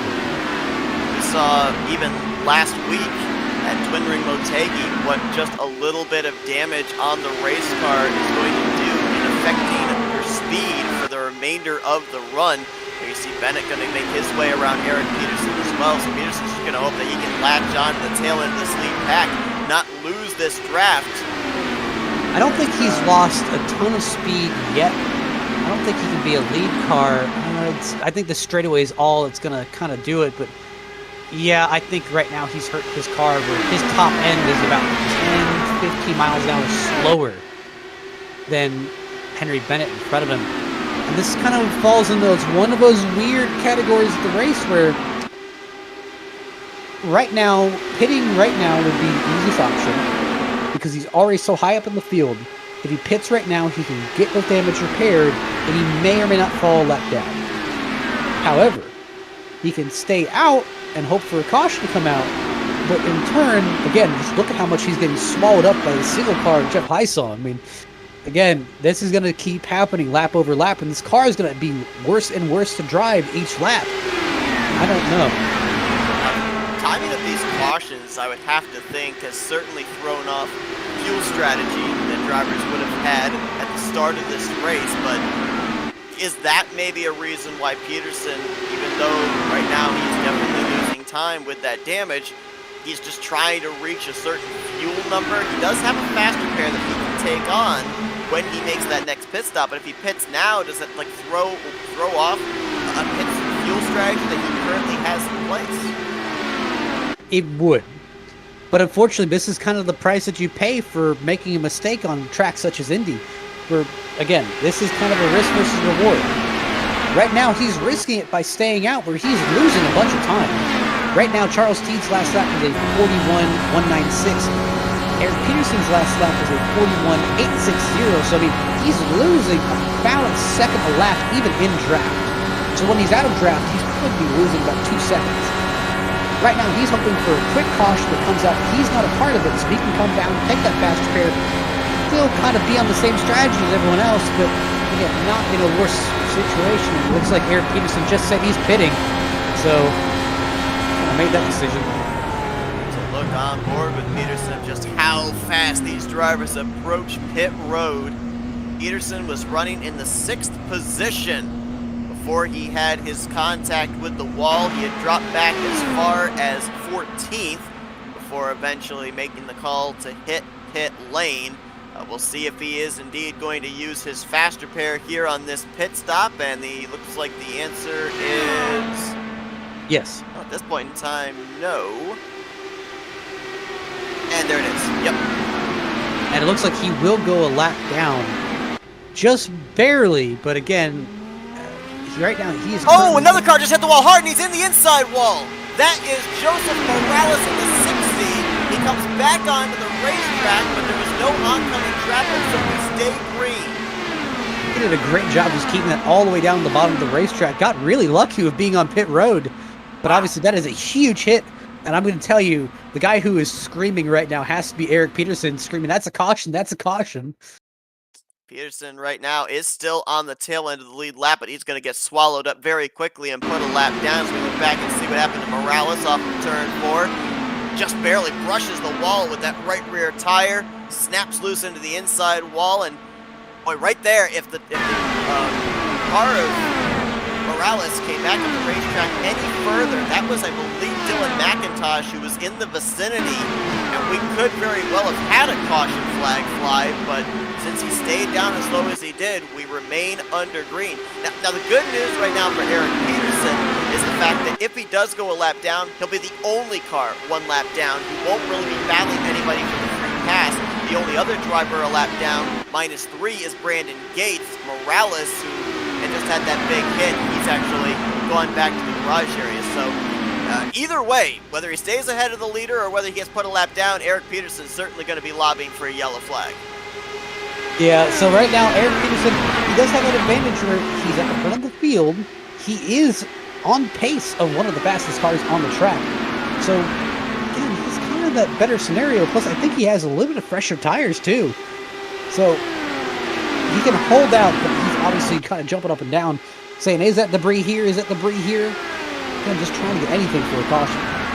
Raybon making the pass at AJ Hobson, so he'll go back to the point. We've only had maybe about a half dozen drivers that have made a green flag pit stop here tonight. A couple of drivers just prior to the first caution hit pit road, short pitted, and then Peterson, we saw just moments ago, make a green flag pit stop. I mean, it's been almost 80 laps since we went green. A lot of our front runners, yeah, they might have tested making a pit stop under practice, but in race conditions, they haven't tested out just exactly what these cars are going to do, what happens underneath them when they slam on the brakes to get down to pit road speed. Is that going to be a hindrance for some of these guys? I could see it. Again, I think it's only really time will tell and kind of circumstances will tell how kind of thrown off some of these guys get. Just noticing Peterson here, I thought they were going to catch him. They were going to pass him, and he's actually starting to pull away. That's a single car speed. He's not even in draft. Yeah, is that fresh tires right there? I think it's a bit of fresh tires. And obviously, I think he's driving with a little bit of anger. Maybe a little bit of anger just kind of fueling those lap times. That's a motivation. That works. Seeing Luis Gonzalez Nunez. Yeah. Jumping out there on Hobson.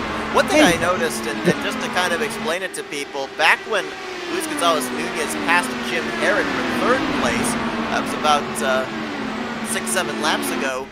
Jim Herrick was actually letting Luis Gonzalez Nunez by, and he moved to driver's left, letting Nunez around the outside. People might be wondering, well, why didn't he give the 14 the shorter way around the racetrack?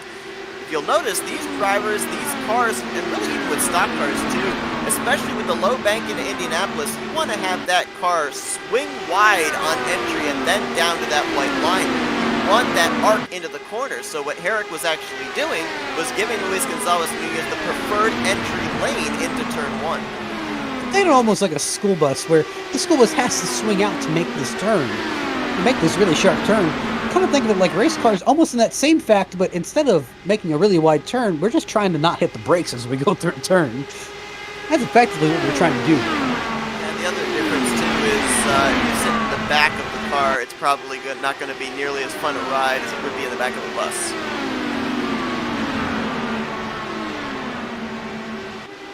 A once-in-a-lifetime experience, though. I've actually noticed Herrick mentioned that he let Luis Gonzalez Nunez by. Looks like he's continuing to do so with other drivers. AJ Hobson, Nick DeGroot have made their way around the 40. Now he's got Henry Bennett hounding him for that 5th position. Herrick right now appears to be pretty conservative. We got a big wreck! Who is that? That's Nunez! And now the caution's out. I think it was just that kind of case of the car got a little bit unsettled, didn't hit his mark perfectly out of 4, and just got a little bit too high and tried to continue keeping that same pace, just smacked the wall. And the car just came right on around. And didn't I just say Herrick looked like he was running conservatively? I even saw his car fishtail off of turn 4 there just when he was entering the vicinity of Nunez, wrecking down that inside wall. And that's why I say I think there's something different with either this car this season, or this setup this season, or just something about this track this season that just right now is making it extremely difficult on old tires. I mean, track temp has blistered up to 115 degrees. Still not the highest I've seen, but definitely not comfortable. Hard impact for Luis Gonzalez Nunez. Guy who's jumping up and down has to be Eric Peterson. Has to be. That's he gets to come down. Lucky dog. Gets to come down, take an extra set of tires, make sure that car is already set. Or he can stay out. 14 of Nunez. Just helpless after you get the wall. Just have to go along for the ride. Steer the race car to try and avoid having it go back up into traffic. At that point, you're a passenger. And as much as you hate to say it, Luis Gonzalez is a very talented driver. Just again, once you hit that wall, these cars just kind of go wherever, and he's on the brakes. You can tell exactly when he hit the brakes because the car straightens out and effectively it's lost all traction. It's just going wherever it wants at this point.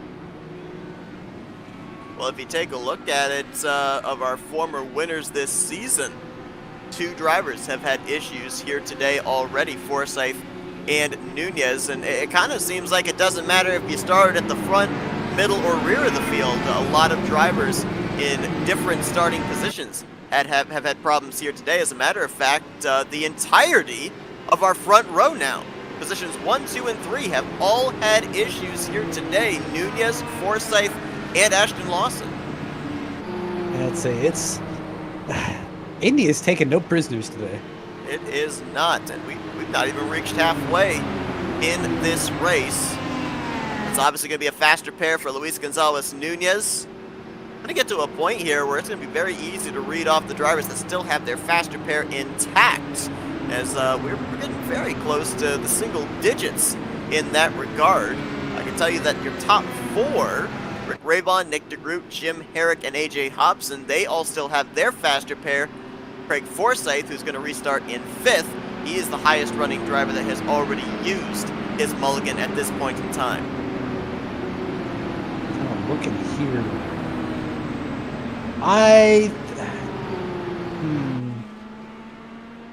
I'm starting to think that Eric Peterson may have missed a really good opportunity here. I mean, granted, it would have put him at quite a disadvantage, but I think he should have stayed out. Just to play track roulette, well, track strategy roulette. You mentioned the fact it looked like when he came back on the track and he was pulling away from leader Rick Raybon, like he was driving with a purpose, had that motivation. I kind of wonder how much he was using up those tires in doing so.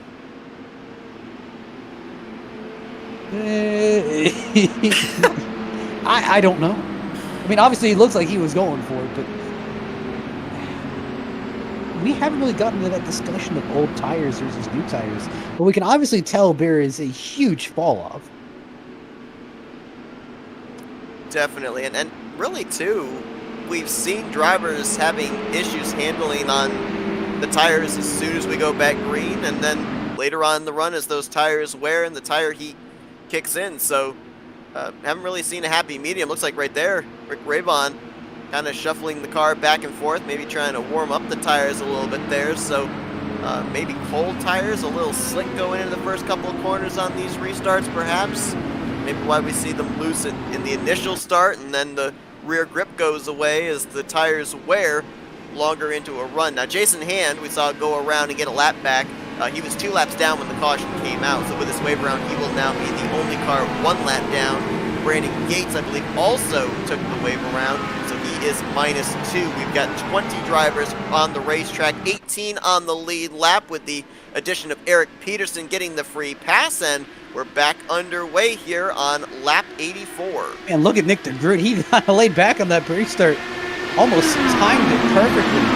Lap 84, and first time today, Nick DeGroot is out in front. He's been close, but he is yet to lead so far here tonight in Indy. Man, AJ Hobson, Rick Ravon is just getting kind of swallowed up on this restart. He's going to have to kind of risk it if he wants to pull out, and unfortunately, AJ Hobson kind of locked him out of that. I'm telling you right now, if we have a late race restart, we do not want the 63 anywhere inside of the top 3, because he has been the best on restarts so far. I will say, I've seen what Rick Ravon's been able to do under pressure, and again, that's not someone I really want to fight for a win if it came down to it. Continue to talk about drivers that are having great performances here tonight, some underdog stories, and can't help but continue to notice the 69 of Glenn Lazon. He is still up here inside of the top 10. Has been the entirety of this race, currently running in P6. Got his hands full with Charles Teed and Gary Corley behind him. I said the little engine that could, but realistically, he has just been kind of clawing his way up here. And I don't know if it's maybe Indy or maybe his car, but just something that's worked for him today. Something that's definitely clicked as now Corley looks to the inside of Charles Teed. You got a couple of other drivers just inside and just outside of the top 10 as well. James Watson, first start he's made this season. We've seen him race in seasons past. He's currently up in the 9th spot. Frankie Franchicha, he's currently in the 10th position. Charles Johnson up there in 11th. So, you know, we're looking at these guys up here like Ravon and Nick DeGroot, who have won this race before. Charles Teed added to that list as well, but don't count out some of these drivers that have limited starts or maybe making their debut here tonight in the Dark Horse Racing Series. I do love to see Jim Herrick up here. I mean, he's, again, one of those guys that you normally, you kind of love to see, feel-good story, but normally doesn't get the kind of runs that he normally should. One of those guys who really just kind of punching up today and really making it work.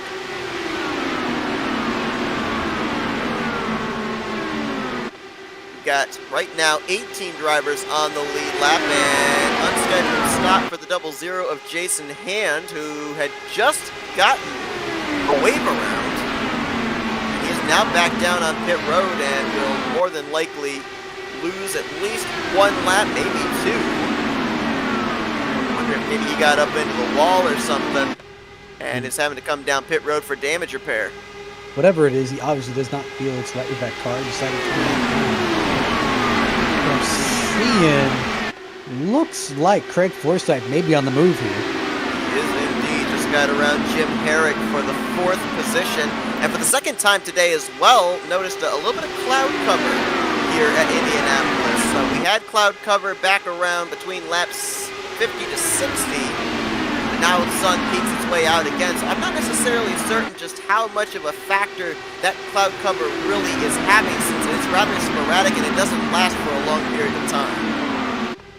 I mean, obviously, it does take a minute to cool down the track. It's not going to be instant as soon as the cloud pops over.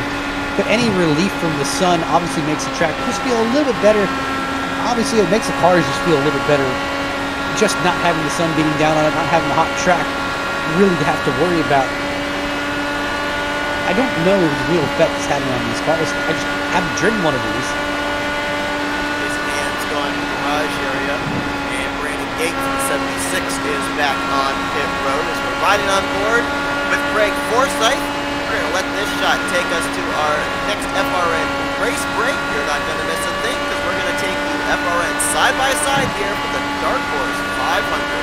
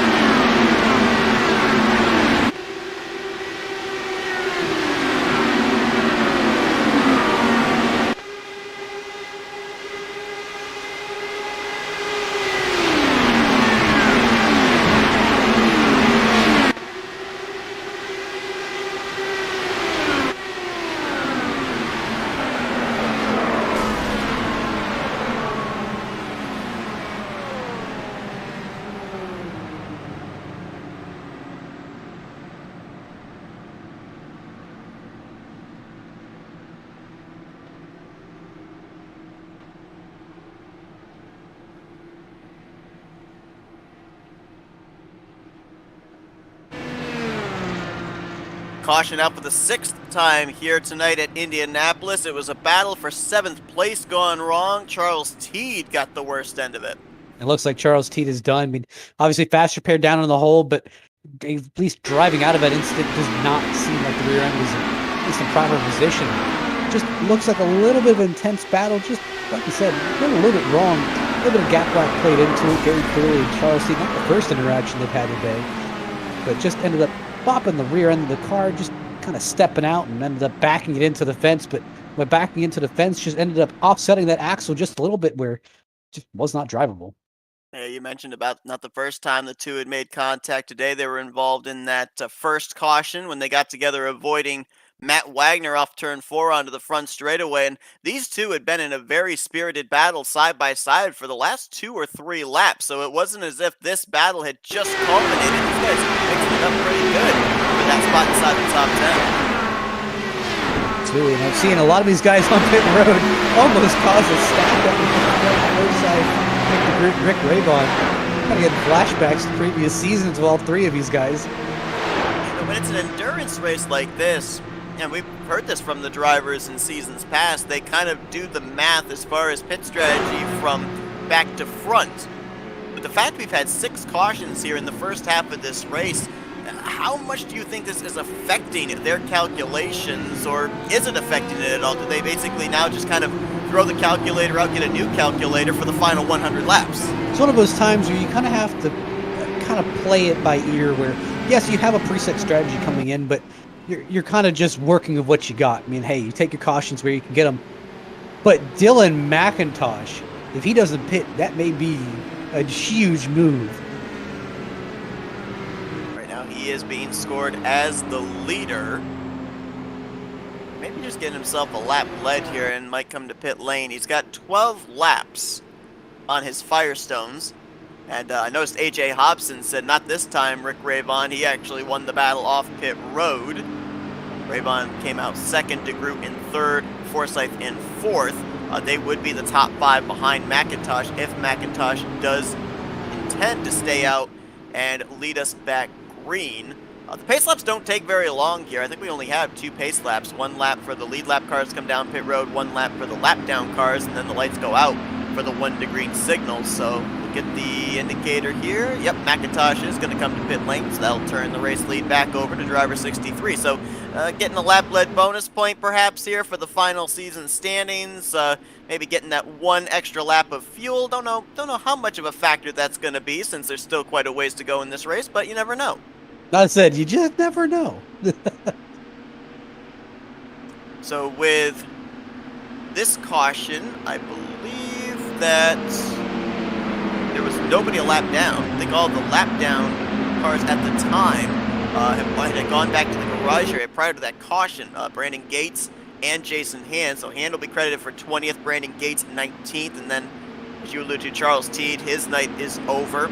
Second incident he was involved in had already used his faster pair, so he will finish in 18th place here tonight. 28 drivers took the green flag. We are now down to 17 drivers remaining, all on the lead lap right now.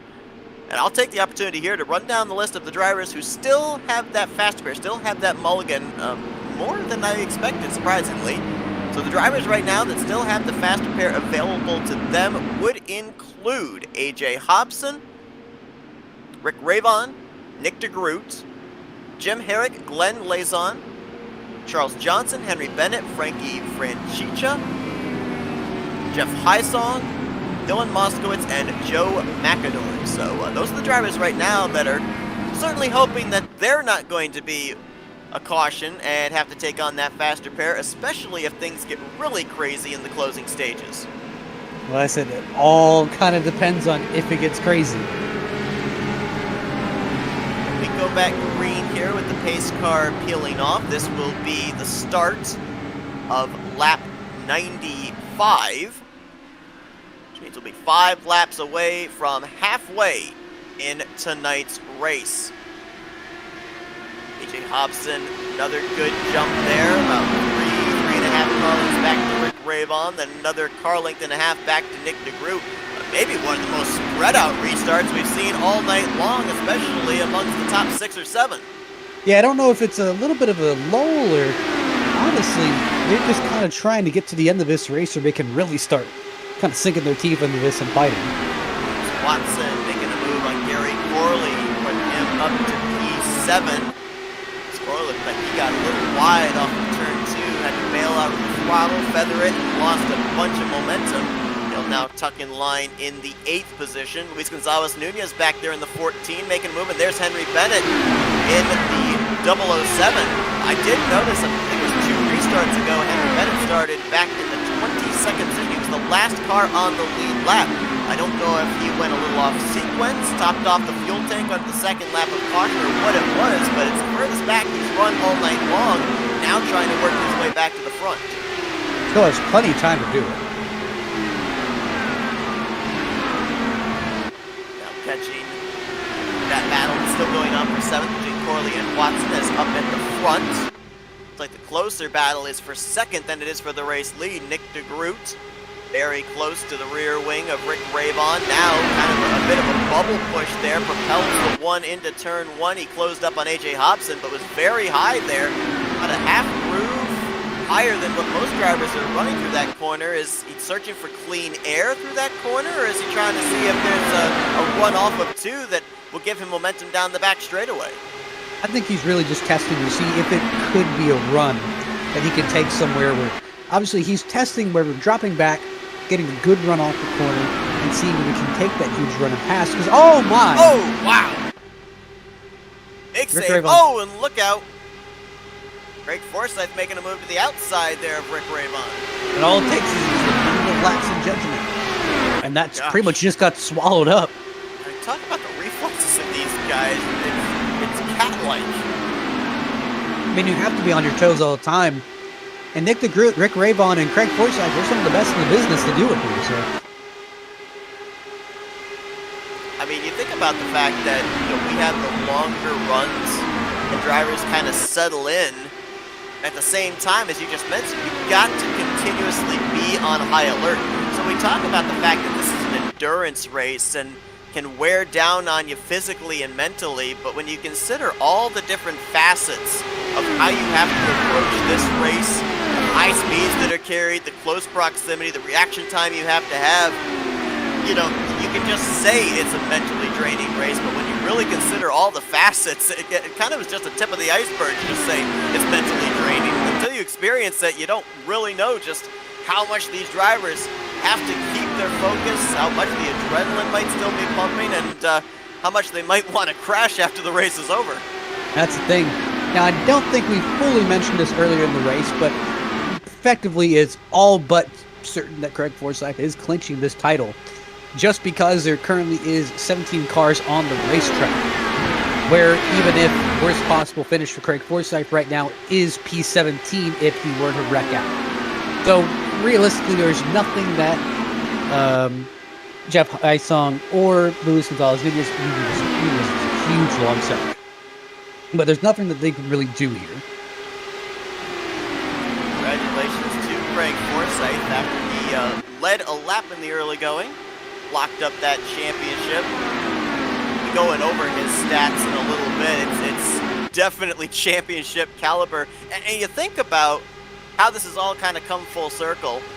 First season that we broadcast the Dark Horse Racing Series, Season 2, Craig Forsyth was the winner of this event.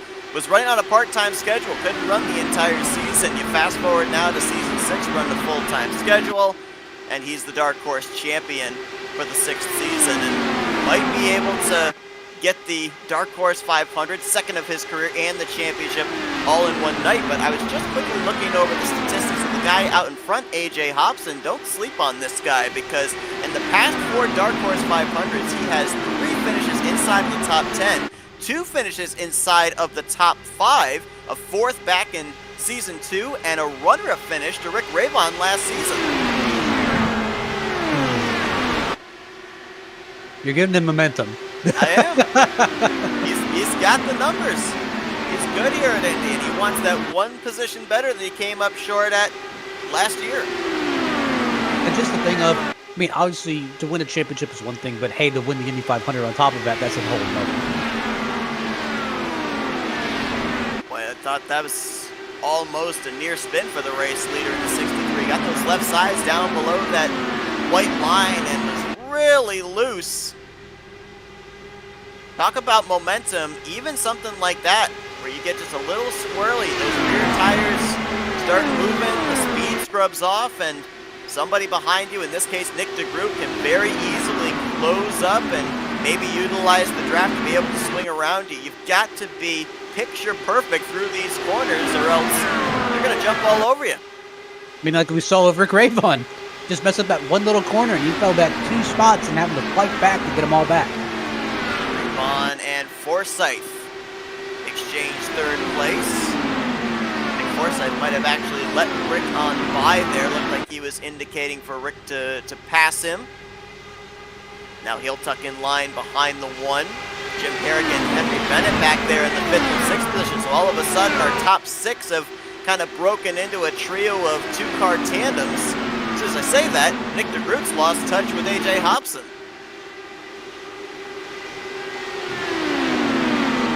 Seeing that, where looks like AJ Hobson's going to turn on the Jets here at the moment.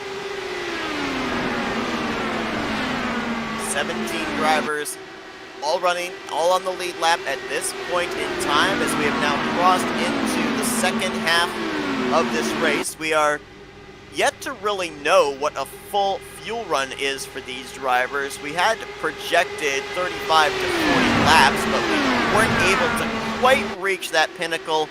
Back during the first round of green flag pit stops, had a couple of drivers come to pit lane but did not have the entire full cycle with the entire field. Right now, we would be roughly about a third of the way through a fuel run if our numbers are correct. And it looks like these drivers may be settling themselves into a long green flag run. The only issue is, though, in this particular race, and you've documented on it already, a number of the cautions we've had have been drivers getting loose by themselves. It hasn't necessarily been drivers racing in close proximity and wrecking due to contact. So you can't necessarily be absolutely certain that what looks relatively tame right now isn't going to have one of our front runners snap loose and maybe bring out a future yellow flag. Man, I just saw Frankie and Gary Corley just almost took off the front nose at the 7. I'd say some of these drivers getting a little bit dicey. I saw him back here in this mix as well. So look at the inside of Gary Corley. We saw Corley and T. They've been in some good battles tonight. It kind of seems like the same for Jeff Hysong and Gary Corley. They can't seem to be able to get away from each other. You've got Luis Gonzalez Nunez and Eric Peterson there as well. And I think for the 14 and the 36, yes, they obviously lost out on some track position with the issues they've had tonight, but You haven't really seen them charge back up to the front, and I think that's by design. I think that since they don't have the mulligan to fall back on now, they're kind of in wide mode. We'll probably see them up towards the front near the end of this race, but for right now, they're just preserving their equipment. And honestly, that's a smart move, how some of this race has turned out. But obviously, it's putting yourself, A, in a good position not to be in any wrecks, but also, B, making sure you're in a good position to have a shot at the end of the race, because, yeah, you can ride around in 10th, 15th, but if I'm not, within about a second or two of the leaders, that's going to put me at a huge disadvantage later in the race. One thing that has not been an advantage so far here tonight was starting track position at the initial start of this race. As our top 10 run right now, only 4 drivers started this race up inside of the top 10, and 3 drivers inside our top 10 didn't even start inside of the top 15, so a number of drivers have taken advantage of the early cautions, the torn-up race cars, and are currently running up inside of the top 10, looking at the 8 of Charles Johnson there, the 8 car running in P8. Just kind of taking a look here. We've got some drivers coming to an end of their first season up here in the Dark Horse IndyCar Series, Dark Horse Racing Series. The biggest being, obviously, Joseph Morales did wreck out a little bit earlier in the race, but obviously, this has kind of been a learning season for him where he has had some very good flashes of moments, where it's one of those guys I can see as this next season progresses, building off of this foundation and slowly becoming faster. Same thing with Jeff Hysong, where Hysong has really stepped up his game this year and has been a threat week in and week out. Honestly, I think as soon as he gets that first win, it is just kind of a light switch. I think he'll just light up the track afterwards. Same thing with Luis Gonzalez Nunez. I mean, he's got the speed, but the consistency is what's lacking, where he's not afraid to push the limits, but sometimes pushing the limits is not always what he needs. And we've seen the schedule change from season to season. We saw a pretty good mixture of road courses and speedways in the last couple of seasons. This year, however, it was strictly speedways. There were no road courses on the schedule. And Glenn Lazan, we saw him make this last couple of starts, and they were at relatively smaller tracks. We didn't see him at Auto Club. We didn't see him at Michigan, but with the performance he's putting on here at a bigger racetrack with high speed, currently running in 7th, I kind of feel like if we end up having another highly speedway-oriented schedule next season, he'd be a driver to kind of watch as well. Absolutely, and I don't know if we're going to get any road courses introduced back in the next season, which, I mean, obviously right now it's kind of the early stages of planning.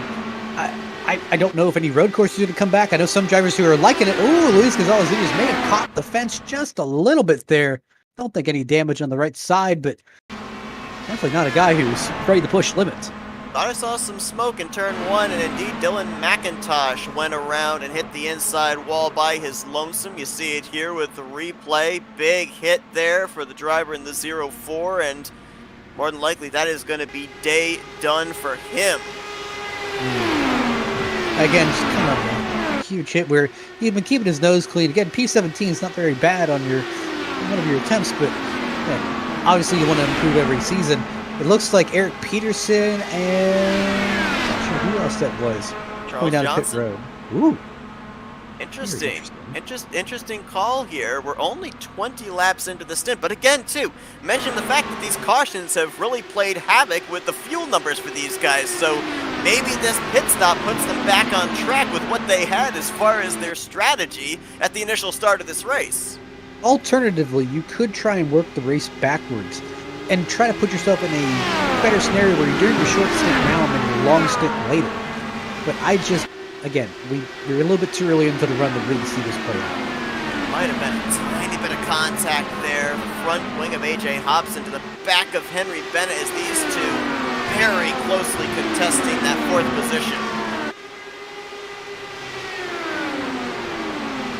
Johnson and Peterson did lose a lap with their pit stop. They are now going to hope that this thing cycles around. I don't know though, 2 cars. Are they going to be, well, here comes Bennett to pit road, and he's going to come all by his lonesome. I mean, are 2 cars going to be able to produce enough speed to get them back up to, if not improve the position they were running in prior to that pit stop? I don't think improving, but I think possibly maintaining. But the big question is, obviously, is this going to, A, force everyone else to pit road, And B, how strong is the undercut at Indianapolis? Where we've seen numerous times this season that undercut has been extremely strong. I'm just not sure about here. Yet to see a complete cycle of green flag pit stops, and a number of these drivers you're looking at right now, Rick Raybon, Nick DeGroot, Craig Forsyth, your top three, they've yet to make a pit stop under green flag conditions. Here's Hobson onto pit road. Jim Herrick going to come down with him. Glenn Lazan and James Watson also in this lap.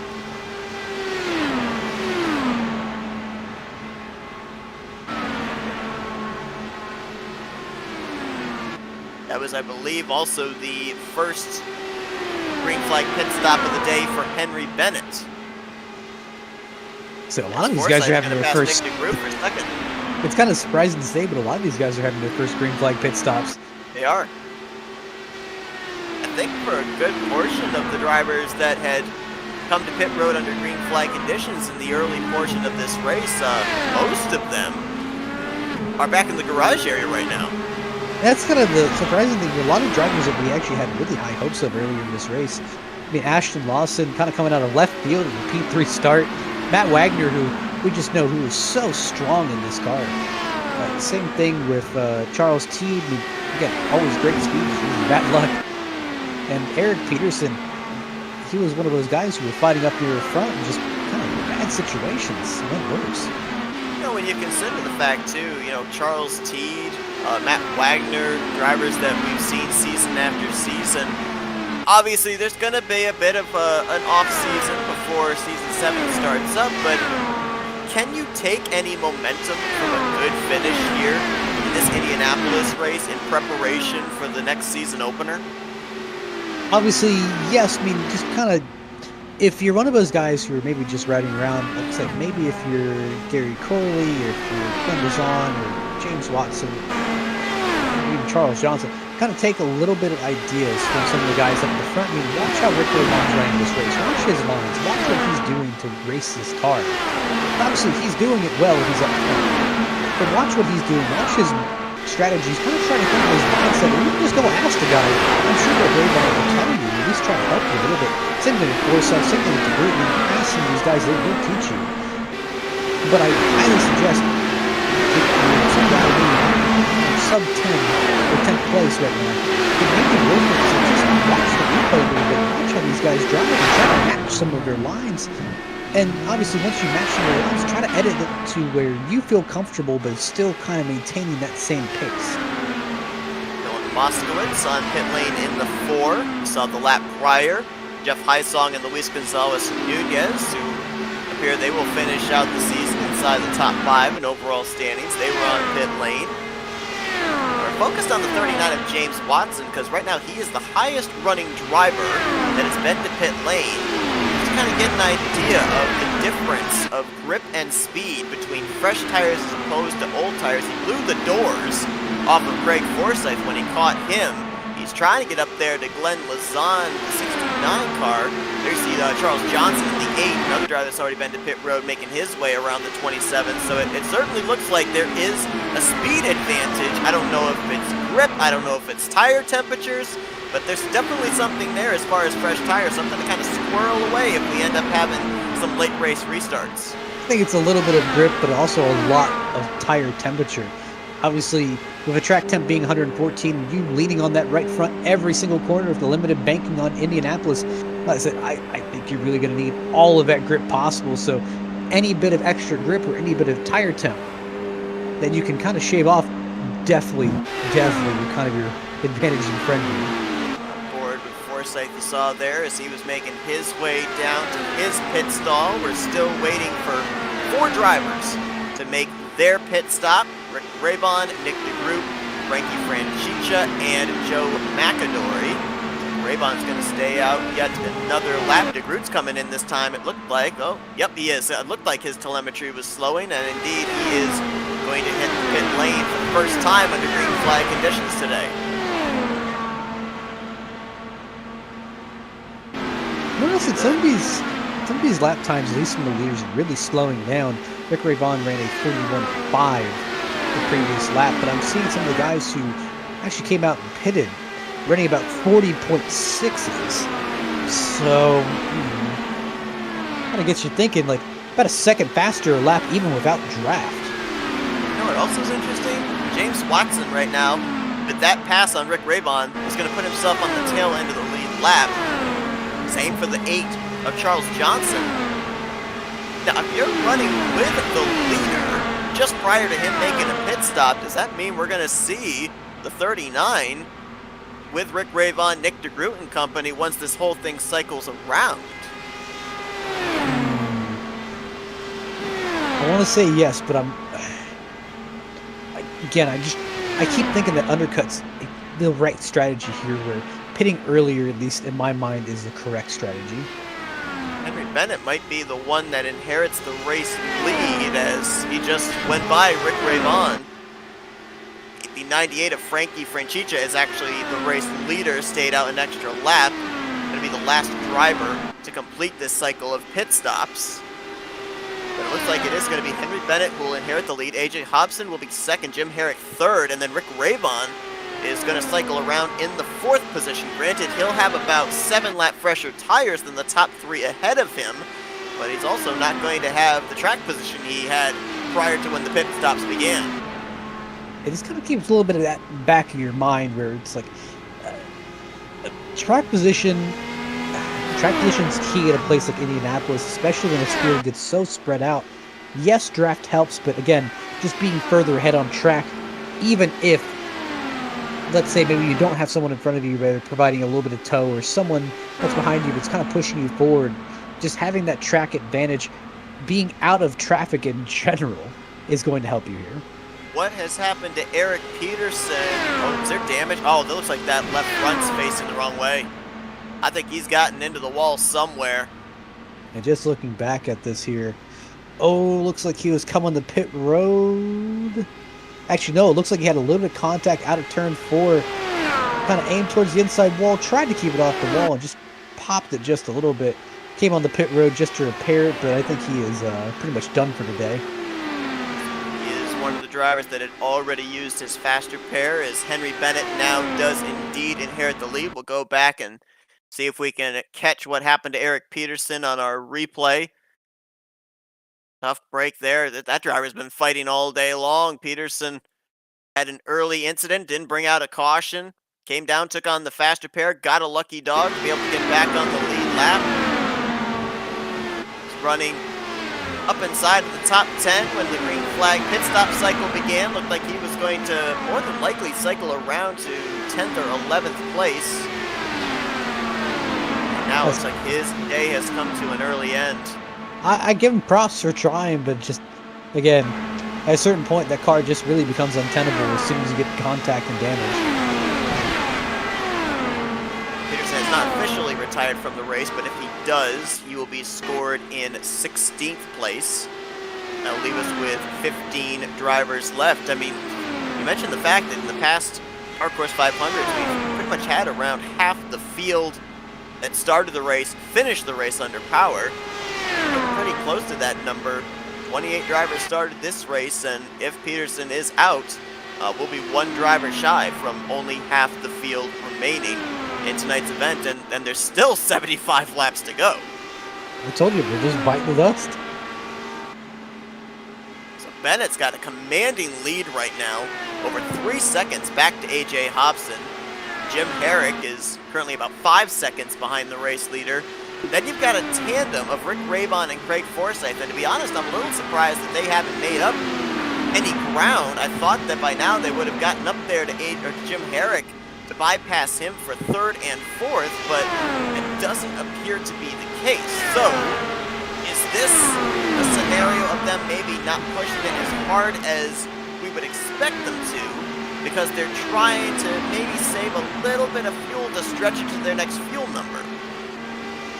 You could see that, where you're trying to eliminate a pit stop, or at least make your life just a little bit easier here for the ending. It's 4 laps down. They're still trying to repair that race car. Joe McAdory did lose a lap. Oh, wow. Henry Bennett, you saw right there, get loose off of turn 4. That's the race leader. Oh, and then Jim Herrick does as well in the 3rd position. We may not be done with cautions here. We've seen it before. A lot of drivers up in the front have looped looped it around, had heavy contact with the wall. It's really just dropped in the 4th spot now because of that slide. I think I've identified just a little bit of how this really happens. It's most likely the newer tires are a little bit colder, or older tires that maybe just had a little bit of lapses put on them. Oh, Henry Bennett! Almost wrecked. He's wrecking. He almost wrecked it. He didn't wreck it. He's coming to pit road.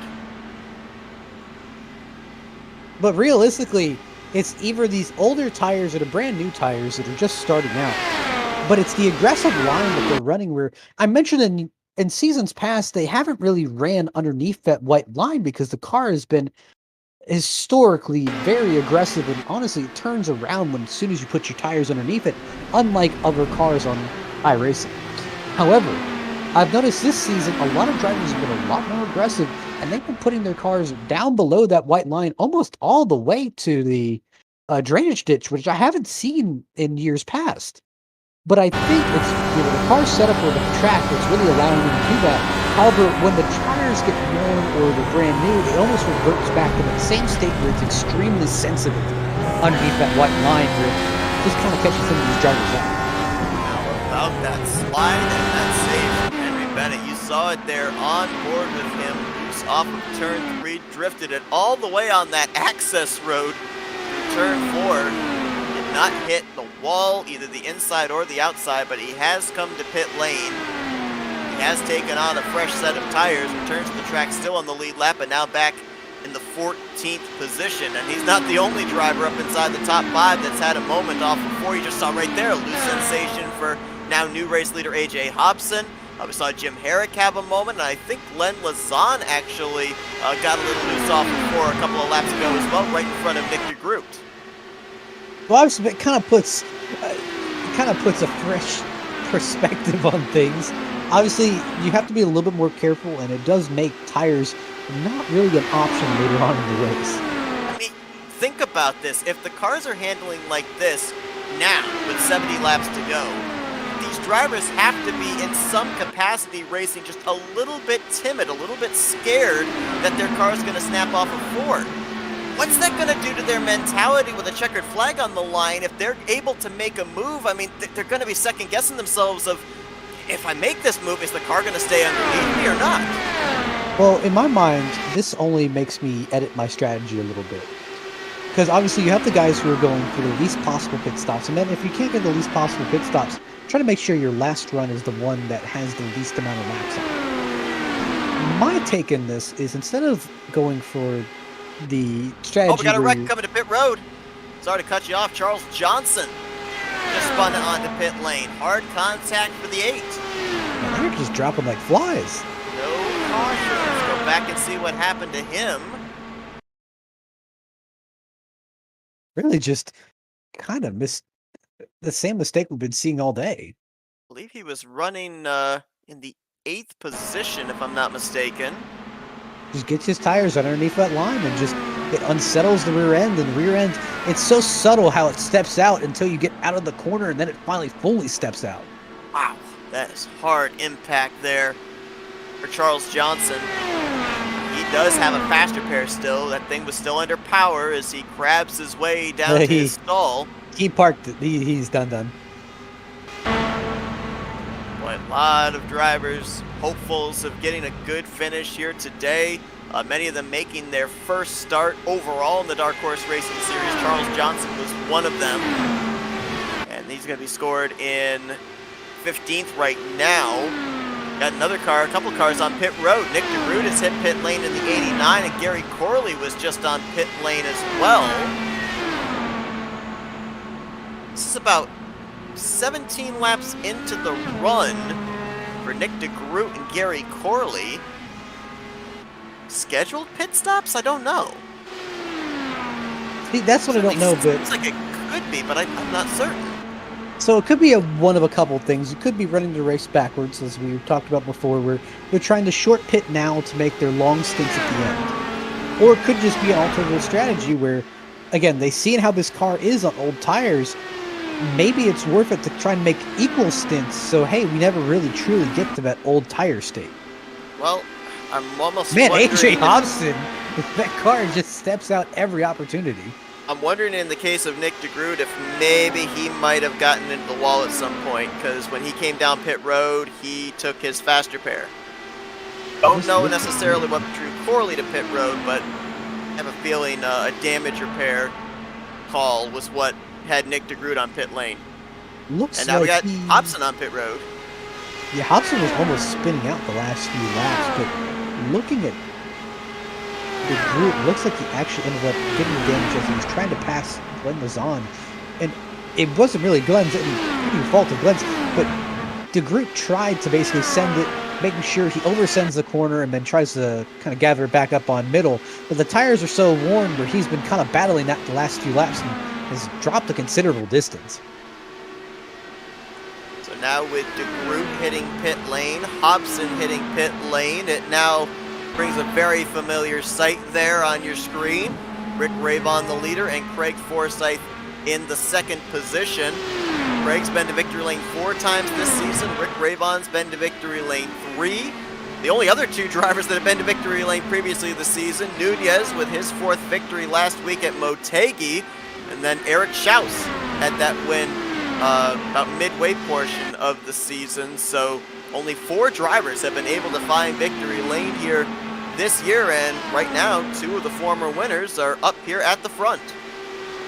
Obviously, I've seen a lot of guys getting real tail happy out of the exit of these corners, but kind of seeing, obviously we've got our two noticeable faces up here, has to be Ravon and Forsyth, but then dropping down a little bit lower, you got Glenn Lazon having a great day, ended up driving up the P3, got P3 out of that last pit stop from Jim Herrick, now coming down the pit road. James Watson really kind of recovered from that early kind of misfortune, a little bit of damage, but kind of still riding around in very good position. Jeff Heisong, he's now on pit road too. Kind of, again, one of those guys who just stealthily keeps moving on up. So Heisong Lazan on pit road, Herrick leaving pit road. So we are getting into another cycle of green flag pit stops. And one thing too that I didn't bring up was when we had the potential projected fuel window for these drivers of 35 to 40 laps, that was when they were all running in a pack. We know that at speedways, especially at a big track like Indianapolis, if you're running all by yourself, that fuel number is going to decrease and decrease significantly. So it's very likely that some of these drivers now, they can only, in single car runs, they can only go maybe about 25 to 30 laps.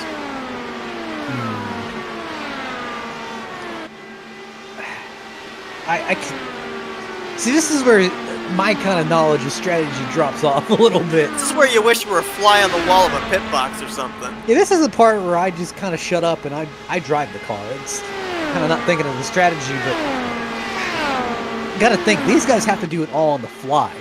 Where it's, hey, a caution comes out, I have to rearrange my entire strategy for the next however many laps. Yeah, this is kind of the things I think about while I'm just kind of twiddling my thumbs. So. Rick Ravon continues to show the way here at Indianapolis. Next time by, we will be at 60 laps to go here in the Dark Horse 500. The last 2 times we've gone to an FRN race break, a caution has come out. Hopefully we're not tempting fate and going 3 for 3, but we are going to step aside and take a quick little break here. You're not going to miss the action. If the leaders pit, you'll see it, courtesy of our FRN side-by-side.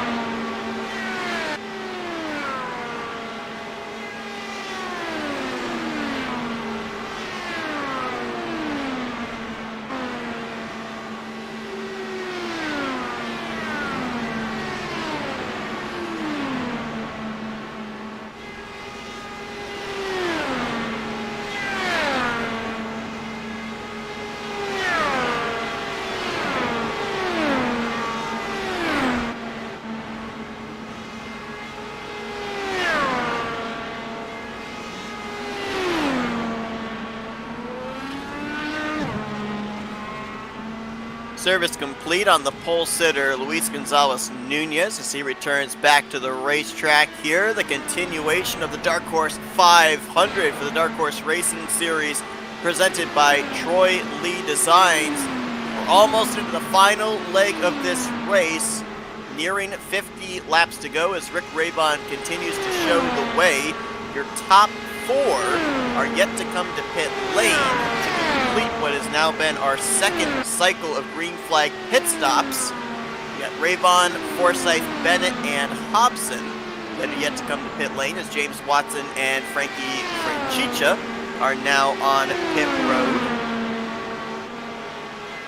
One thing that we were seeing with that FRN side-by-side there, Matt, we were watching Dylan Moskowitz when he was finishing up his pit stop, and we put so much emphasis on the entry to pit lane. Getting that thing woed down to pit road speed as now Rick Raybon ducks onto pit lane, but, you know, kind of take for granted that pit road has an entrance and an exit, that very flat exit road leaving pit lane, and you could see we were on board with Moskowitz, the hand motion, trying to make sure that those rear tires stayed underneath him. We've seen pit road exit play its part into taking drivers out of conversation for wins this season already. Eric Schaus, Eric Peterson, and the current race leader Craig Forsyth. They've all been victims of pit road exit spins. Extremely, and you got to remember, it's kind of the most time can be gained and lost by the entry and exit to pit road. However, again, pit road entry or pit road exit can make or break your entire race. Where, hey, if you're someone like Rick Raybon, hey, you've been quick on and off the racetrack, but again, you spin on the exit of pit road, you basically just kind of giving away your lead. Mentioned about the fact that Craig Forsyth, he has had a championship season statistically. He got the championship locked up when he led a lap here tonight. Came into this race with a 102-point lead over Jeff Heisong. You look at the numbers, he has finished no worse than 5th place outside of the season opener at Pocono, where he DNF'd in the 16th position. His worst finish was a 5th place, and outside of that, every other finish, including 4 trips. Oh no, he just wrecked to pit road! Oh gosh, Craig Forsyth, who I don't know if he was planning on pitting that lap or not, just looped it around to the inside wall. There was nobody in the vicinity, so no caution going to come out. I was going to mention every other finish outside of the 5th and the 16th were all podium finishes. Yeah, I'd say I think he was actually trying to come to pit road, just got a little bit too low, and when he upped on the brakes, the rear end just decided just to lock up just a little bit, and there she went. Reaction, even though our camera was focused, was I was looking at my other screen, reading off the statistics. I look up and see the smoke, and it was Craig Forsyth looping around in turn 4. Here's another look at the replay. And again, you've talked about this, and it was the same scenario there. Those left sides down below that white line. It's like there's not enough grip for that left rear to be able to hang on to on corner exit. What I realistically think is, again, this track condition or this setup. Oh, and now Henry Bennett's going to bid it into the wall off the 4. And he was the race leader. What is yellow flag? Out oncoming traffic, but what is going on? That's back-to-back leaders wrecking off the 4 in the last 3 laps. Well, I said, here's my piece where I really think that just the track condition has kind of allowed these drivers to aggressively attack those corners where going below the white line in these cars usually resulted in death, where at least this setup or this track condition today has allowed them to actively go below it and use it for extra speed. But as soon as the tires get worn, it reverts back to that same state where, I mean, it just takes out these cars, and realistically, these drivers just haven't adjusted to that. I want to go back to turn 3. This is Joe McAdory that Henry Bennett is trying to get around. And it almost kind of looks like he has to adjust his line through turn 3, gets loose there. And I'm wondering if that was kind of the start of all of it for Henry Bennett, who then has that very shallow entry into turn 4, looping the thing around.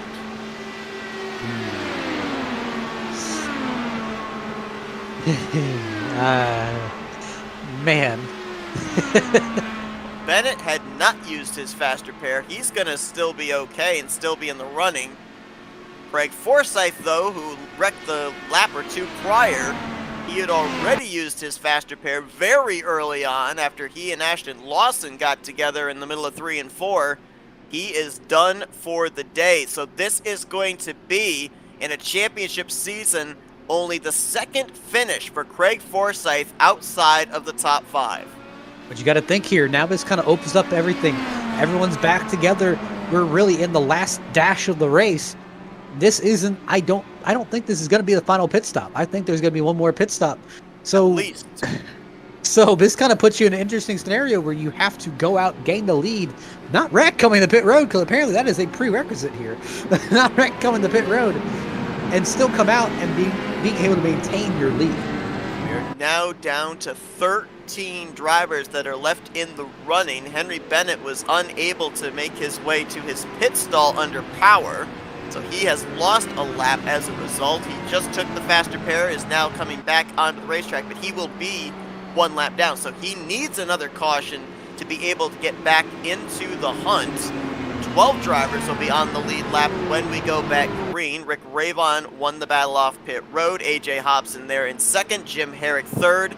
Then Nick DeGroot and Jeff Hysong going to be the completion of the top 5. And at 63, talked about the fact that he seems to always be the best on restarts. Be interesting to see what he does with Rick Ravon here, as we're going to be less than 50 to go. So you talk about that pit stop. It's still looming. At least one more trip to pit road for these drivers. So with that being said, is this go time now, or do you maybe wait and see what happens after that pit stop cycle is completed? If I was Rick Ravon, I would more or less kind of wait and see this. Where I know AJ Hobson's probably going to be going off from the get-go, but realistically, if I kind of play my cards right, hang with him, maybe save my tires just a little bit, maybe I can go a little bit longer and I can make my last stint maybe a little bit fresher tires, and hopefully I can go a little bit harder than AJ Hobson can. If I'm back there like Jim Herrick, Nick DeGroot, Jeff Hysong, realistically, you need to go. This is go time for you. Nick DeGroot in particular was given basically a, hey, here's something to get you right back in the race. Because realistically, he should not be in the race for this win right now. So he's basically got the get out of jail free card. He is back in this race. You need to go. This is your time. And same thing with Luis Gonzalez Nunez, James Watson. I mean, a lot of these guys in the back, they need to go. Of the 13 drivers still running, more than half of them still have their faster pair. Ravon, Hobson, Herrick, the top 3. Jeff Hysong, Glenn Lazan back in 5th and 6th. And then Dylan Moskowitz and Joe McAdory in 10th and 11th.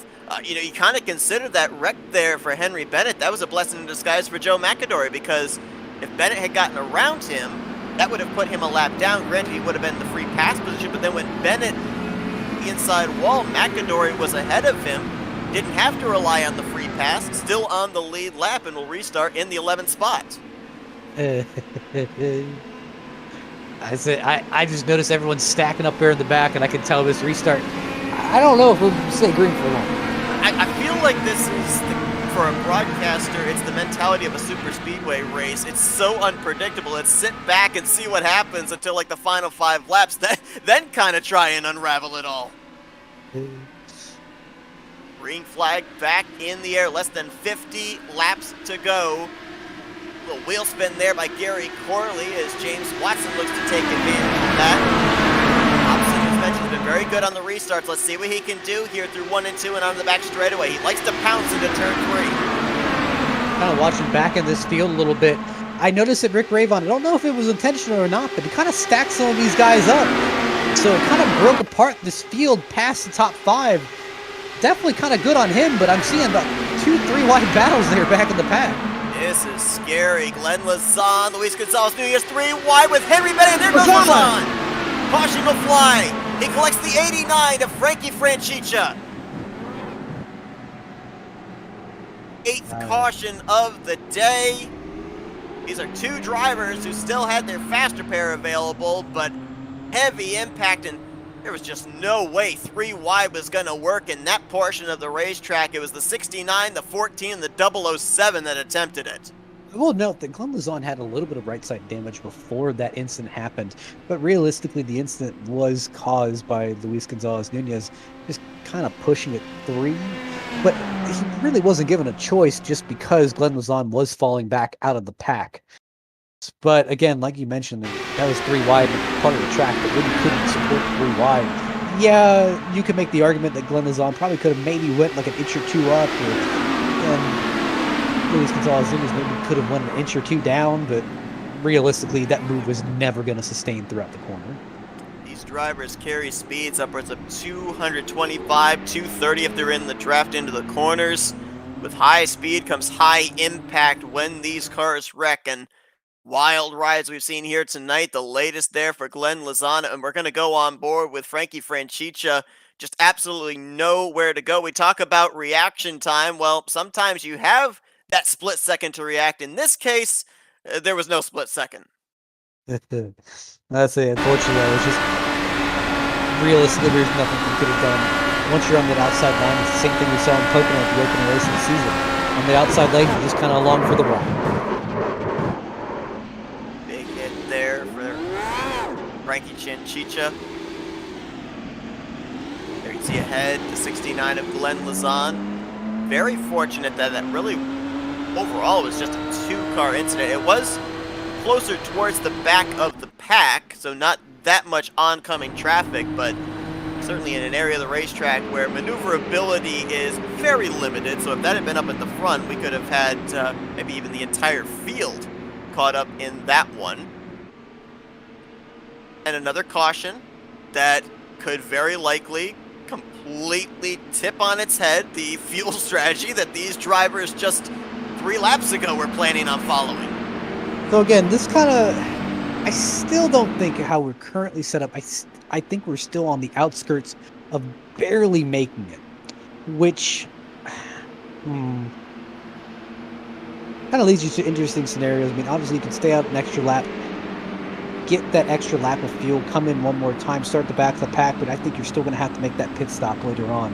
Plus, you're going to have to deal with the fact that you're not going to be in this lead pack, and it seems like the top 5 kind of break away after every restart.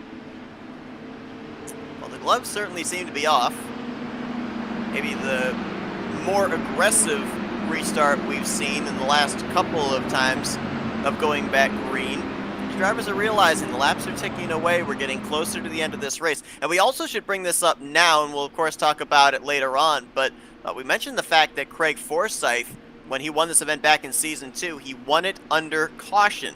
There is the possibility that this race could end under the yellow flag. We do not have any overtime green-white checkers. It is the 200 laps since we dropped the green to start this race, and that is all that we run. So it doesn't necessarily mean that these drivers are running to lap 203. They could be running to lap 200, could be running to lap 201. It would all depend on if a caution would fly, when a caution would fly.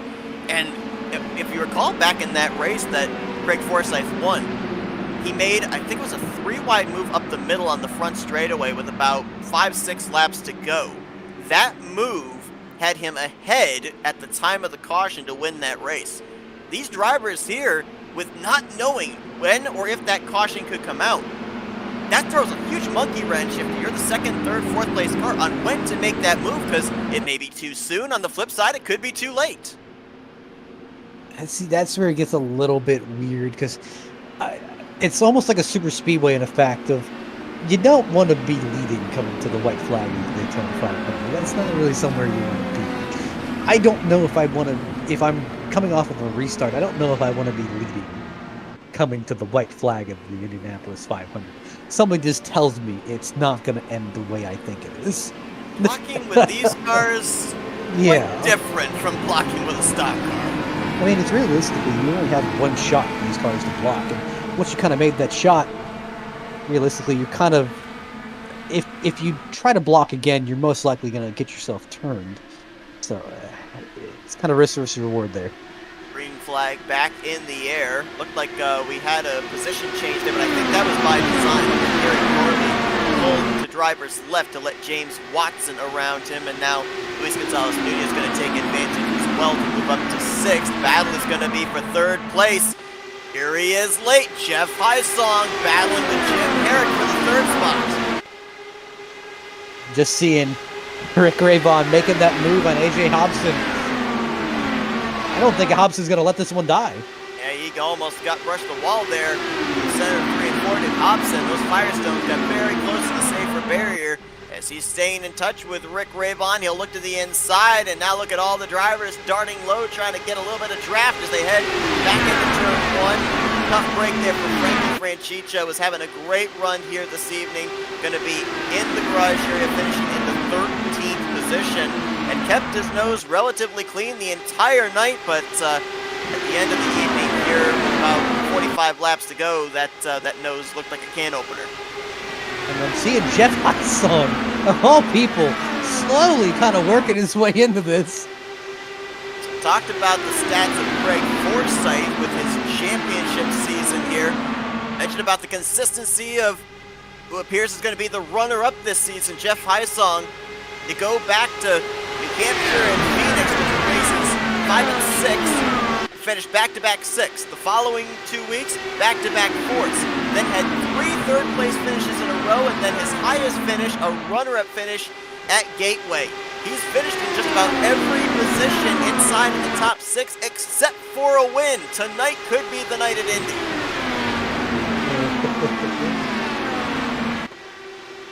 When you consider, too, the drivers we've mentioned that we've seen them get loose off the corner, Hobson, Rayvon, Herrick, we've talked about all them.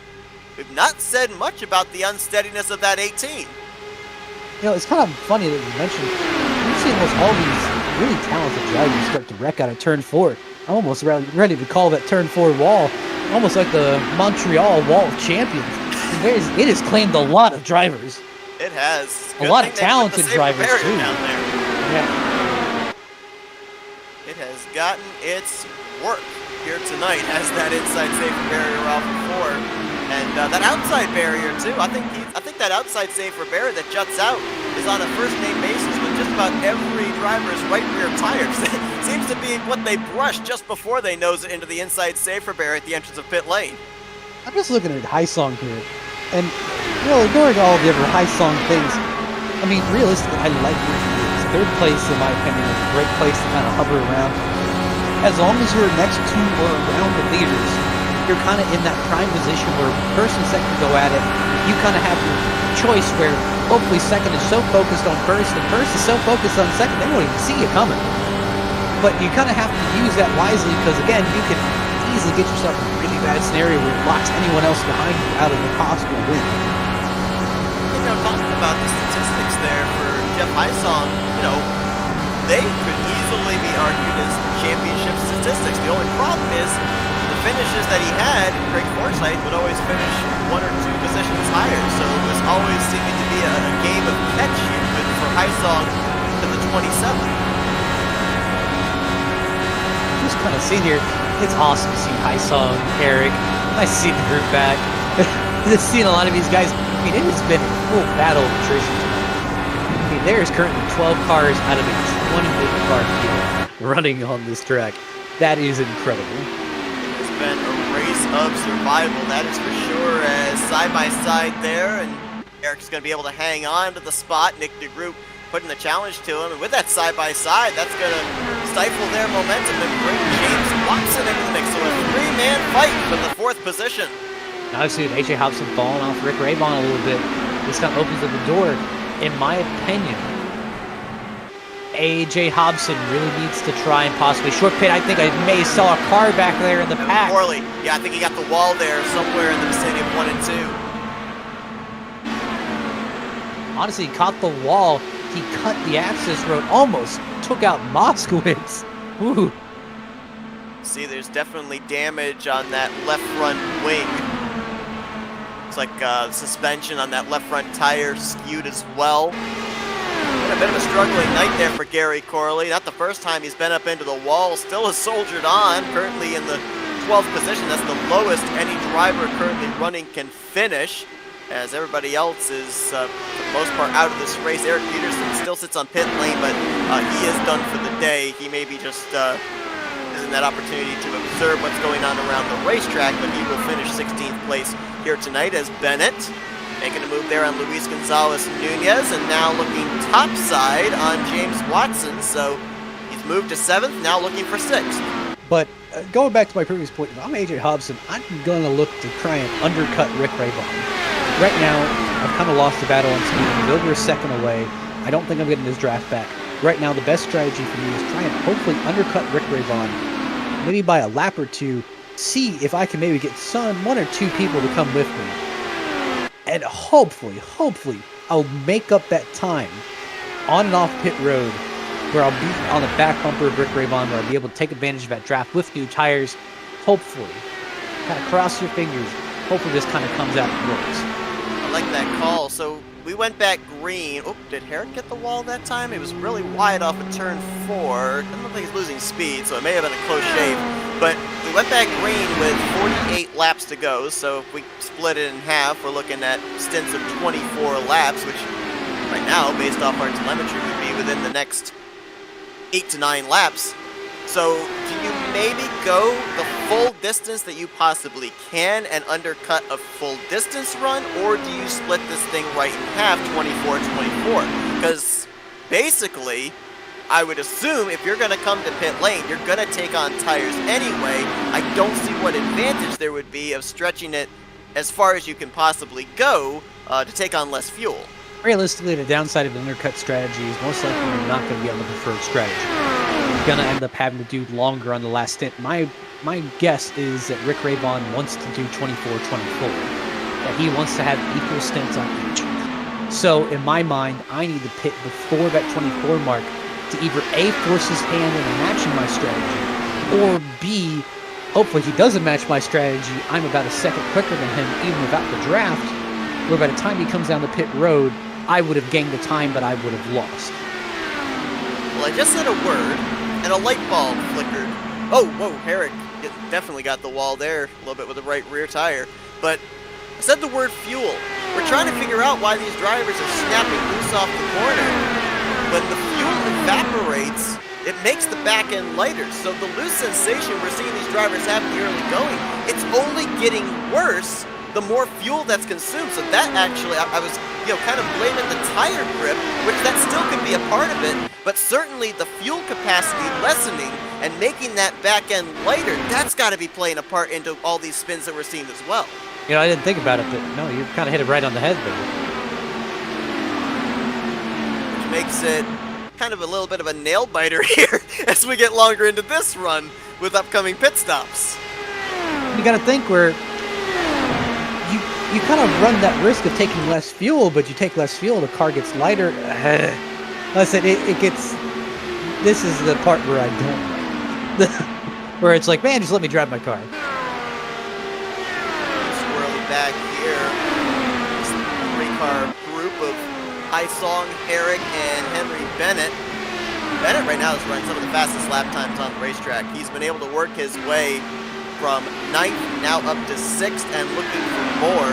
If he completes these passes, he will be up in the 4th position and able to have at least a visual shot of the 2nd and 3rd place cars.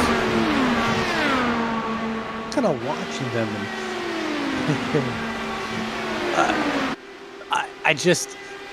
I'm trying to think of the strategies here. I'm trying to think how we're going to play this out where right now, Nick DeGroot, I think he's in that position where he's just trying to save fuel here at the moment, hoping to do whatever AJ Hobson doesn't.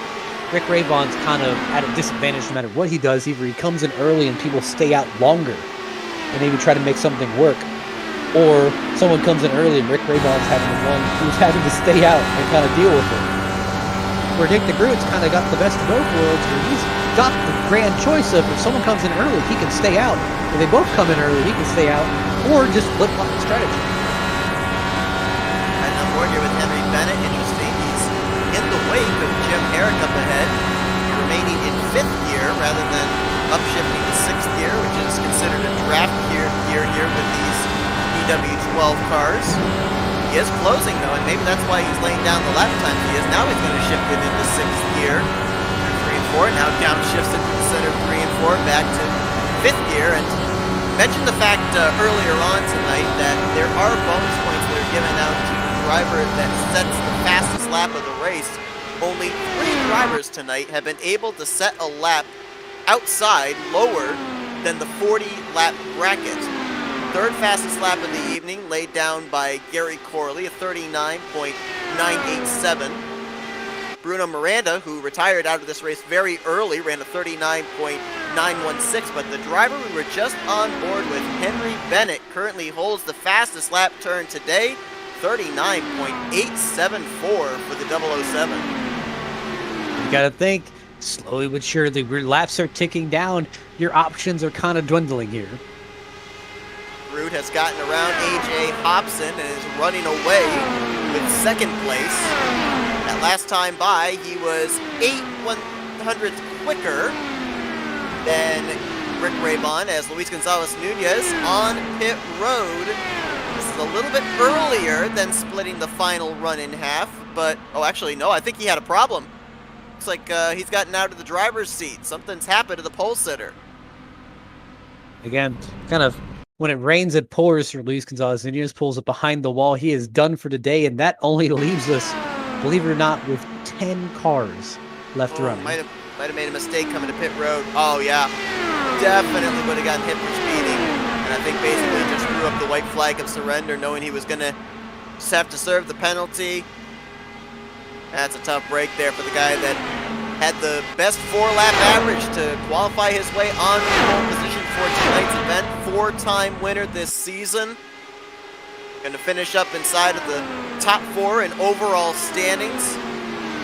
Not certain exactly where in relation to Rick Raybon leading this race, but definitely going to be no lower than 4th as Rick gets loose there off of turn 4. And Nick DeGroot's coming to pit lane.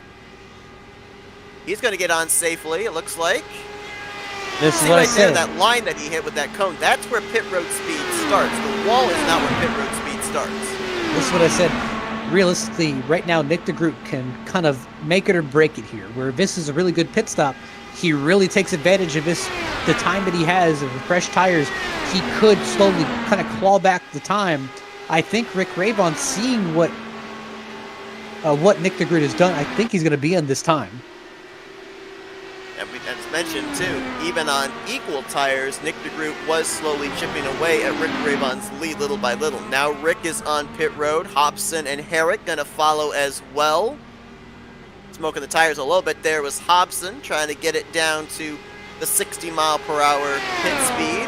Now Bennett is on the alternative strategy because right now he wasn't really in a great position to undercut. Right now, pitting with them wouldn't really gain him anything. So right now, he's on that alternative strategy where he could either pit maybe a lap or 2 later and have the fresher tires, or he could try to run it out and hopefully he gets a caution where it kind of bails him out, where he can pit again. Hopefully everyone follows him down. He has fresh tires and he can fight up there with the leaders.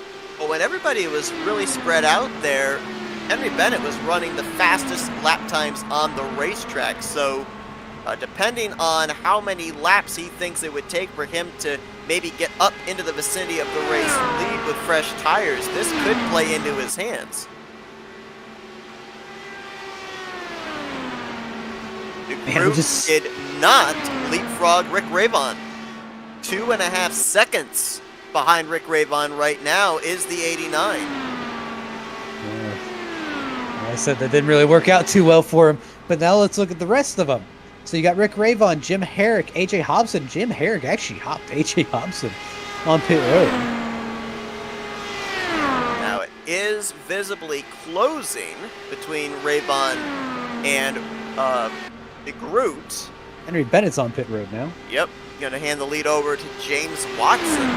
This might be the first time tonight James Watson's been out in front. Oh no, actually I think Watson might have stayed out a lap early on the first cycle of green flag pit stops and gotten a lap led. DeGroot is now 2.4 seconds back, so he's closed it up a tenth. He is still running faster lap times than Rick Raybon, but I just don't know if 23 laps is enough time with how slowly he's closing up that gap between himself and the one, if he'd be able to be up there in time to battle for the win. I don't think he would, and this is a point where you guys kind of got some guys jumping up and down like, man, I'm hoping for a caution, hoping for anything here to kind of get me back in this race. Because effectively, Rick Ravon's played this strategy perfectly. He's thwarted off Nick DeGroot doing his undercut strategy because he pitted so early where Nick DeGroot really wasn't able to take advantage of that strategy. And with him coming to pit road, both his competitors, Jim Herrick and AJ Hobson, both followed him down, and they had, if not bad, if not worse pit stops than he did. Watson continues to stay out here. Sato and Moskowitz on pit lane for his potentially final stop of the day. Slow stop for him as he was pretty lacking in track position, and he is going to be a lap down right now. He should cycle back on the lead lap when Watson, Haisong, Lazan, and McAdory all finally come to pit road. And you talk about drivers jumping up and down, hoping for a caution. We still do have 4 drivers that have to hit pit road, and we've seen already here tonight drivers spin off of turn 4 while attempting to make their way onto pit lane. So that possible late race caution, it's not out of the realm of possibility yet.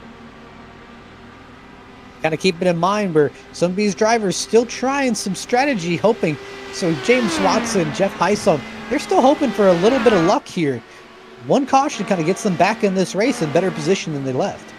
Eric going to make the pass on Hobson. That's for 8th place. When things cycle around, that would potentially be the battle for 4th. Ravon is now going to bypass Joe McAdory, who's coming to pit road in the 312. Ravon currently 2.7 seconds up on Nick DeGroot, 5.4 seconds up on Henry Bennett. And the lap times are way too close between those 3 for it to really be any kind of a factor of DeGroot or Bennett closing in on Rick Ravon coming to 20 to go. That's all we're doing is just kind of watching this here. Because obviously laps have to fall right. And everything kind of has to fall into place. As it will right now, everything looks to be falling into place. But, again, one caution ruins us all. Right on board with Nick DeGroot. You can see that car in the distance going into turn 2.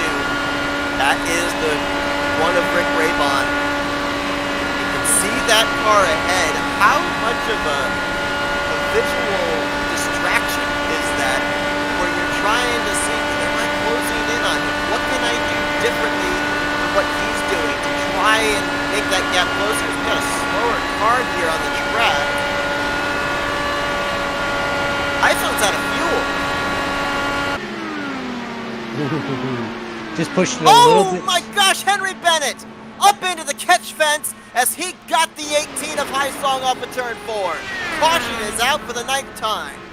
Well, that was the caution Haisong was hoping for, but just he didn't want to be a part of it. Oh gosh. Well, I said they just keep dropping like flies here. Haisong literally crabbing across the start-finish line, missing pit road entrance. Henry Bennett visited all 4 stories of the catch fence off of turn 4. Might have actually been above the catch fence.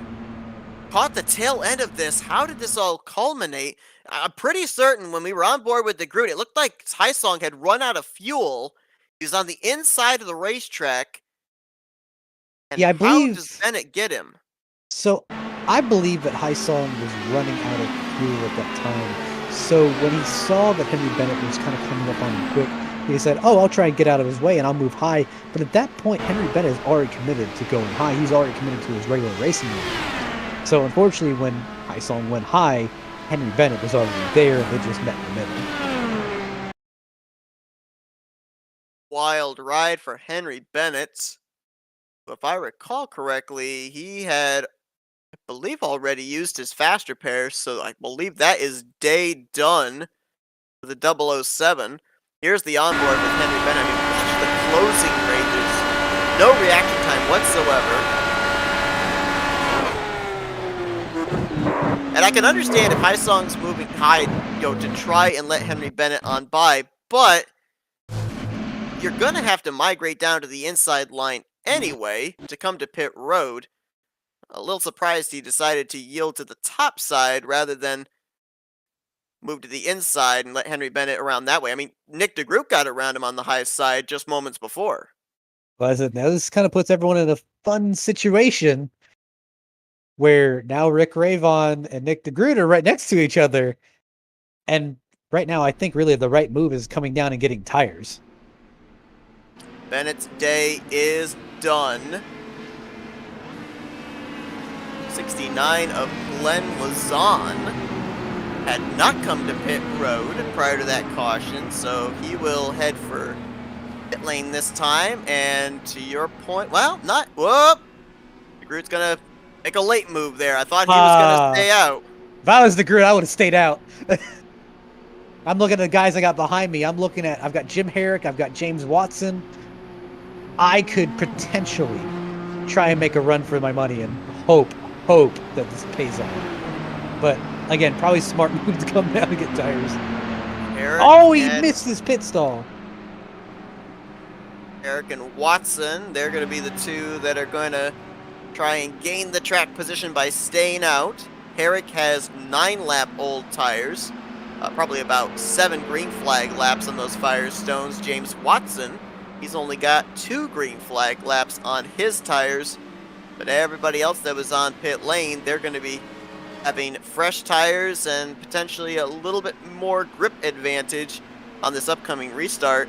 We've seen a couple of drivers really have cautions fall their way to gain them track position. Jim Herrick, who's leading this race, was really the first one that stood out in the early going of this race. Short pitted what was starting the first cycle of green flag pit stops before the caution came out, and he was able to migrate his way from just barely inside the top 15 to up inside of the top 5. Now for the 69 of Glenn Lazan, since he hadn't come to pit lane, pitting now, he's going to be restarting in the 4th position.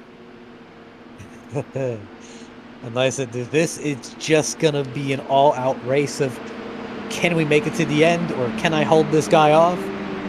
It's going to be a wait and see. Henry Bennett indeed has retired from the race.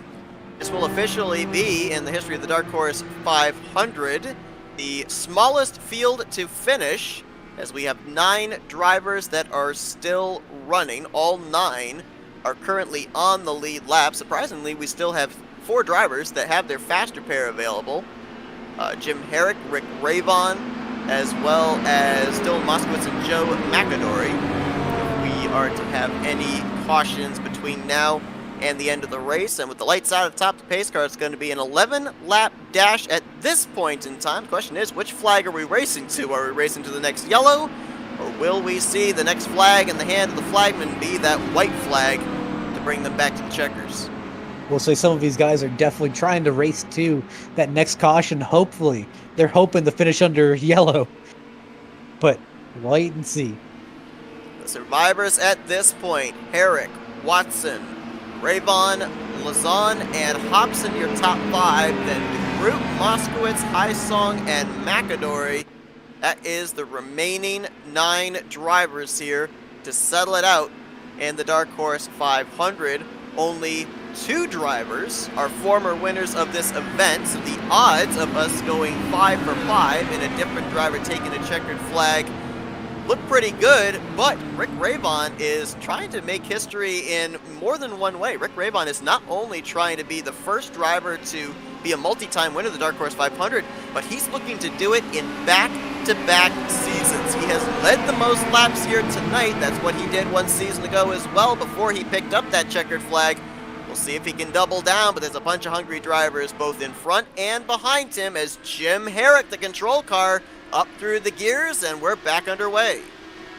Glenn Lazan did not get going off that restart. Nick DeGroot's kind of stuck behind AJ Hobson, and both those guys definitely missed out on the restart.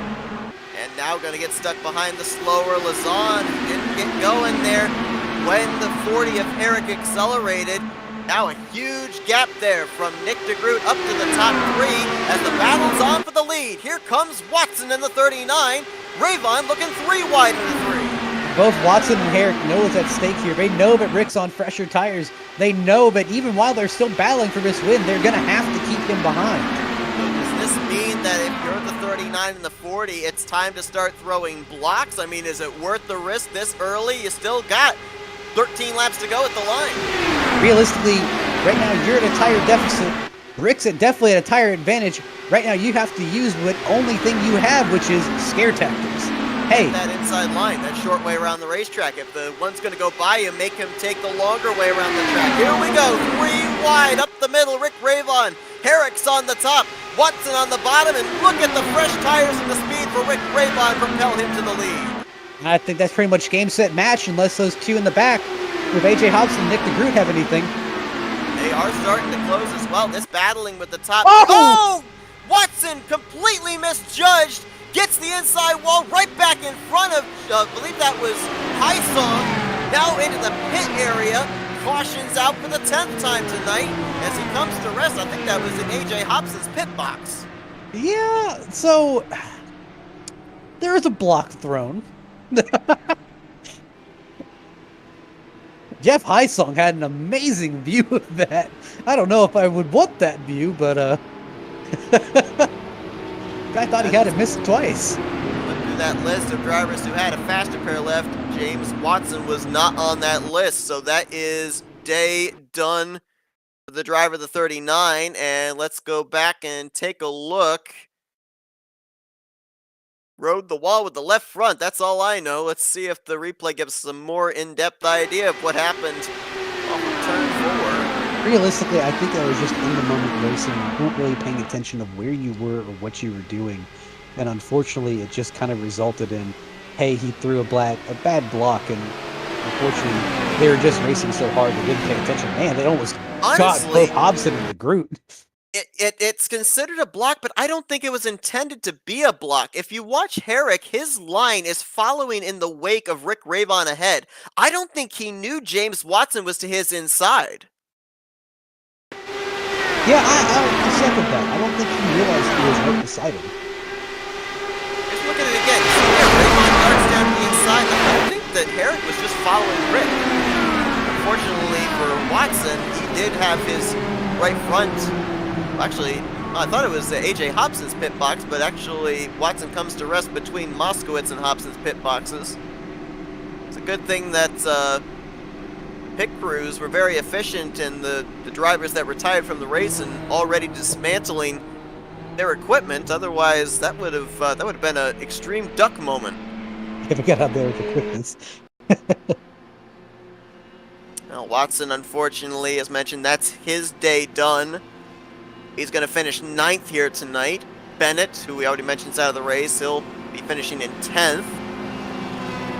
And then there were 8, with less than 10 to go.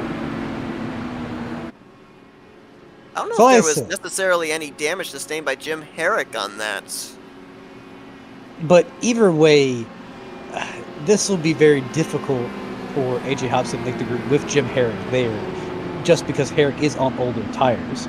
The advantage that Rick Ravon has for himself at the moment is Jim Herrick is on old tires here, and he will kind of hold up this restart. The advantage that AJ Hobson and Nick DeGroot have, that they both are fast drivers, they both know how to work together, and I think they both want to work together and make sure we beat the one. Now here's the disadvantage, though. We know Rick Ravon, he's not coming off the bottom. And Nick DeGroot's been there before. When he won this event back in Season 4, I believe it was. Yeah, it was Season 4. He pretty much, at the close of the race, just held those left sides down the white line through the corners, kept it down the inside on the straightaway, said, hey, if you're going to pass me for this win, you got to take the longer way around the racetrack. Rick Ravon's been out front for a majority of this race. We know he's got a good race car. We've seen him be able to hook that inside line. So for any of those other drivers behind him, yeah, they might be faster, they might be able to control the draft, but unless they get to his inside, I'm not necessarily certain they're going to be able to pass him. That's why I think it's going to be definitely kind of one of those last-minute decisions, but I think it's going to come all the way down to the wire. And remember, too, Rick Ravon is going to be the control car. He's going to get to choose when these drivers accelerate. We've seen drivers be able to get a gap and maintain it here today. I don't know if necessarily there's a thing as being too far out in front here on this upcoming restart, allowing second place on back to kind of rubber band and reel you in with a big run.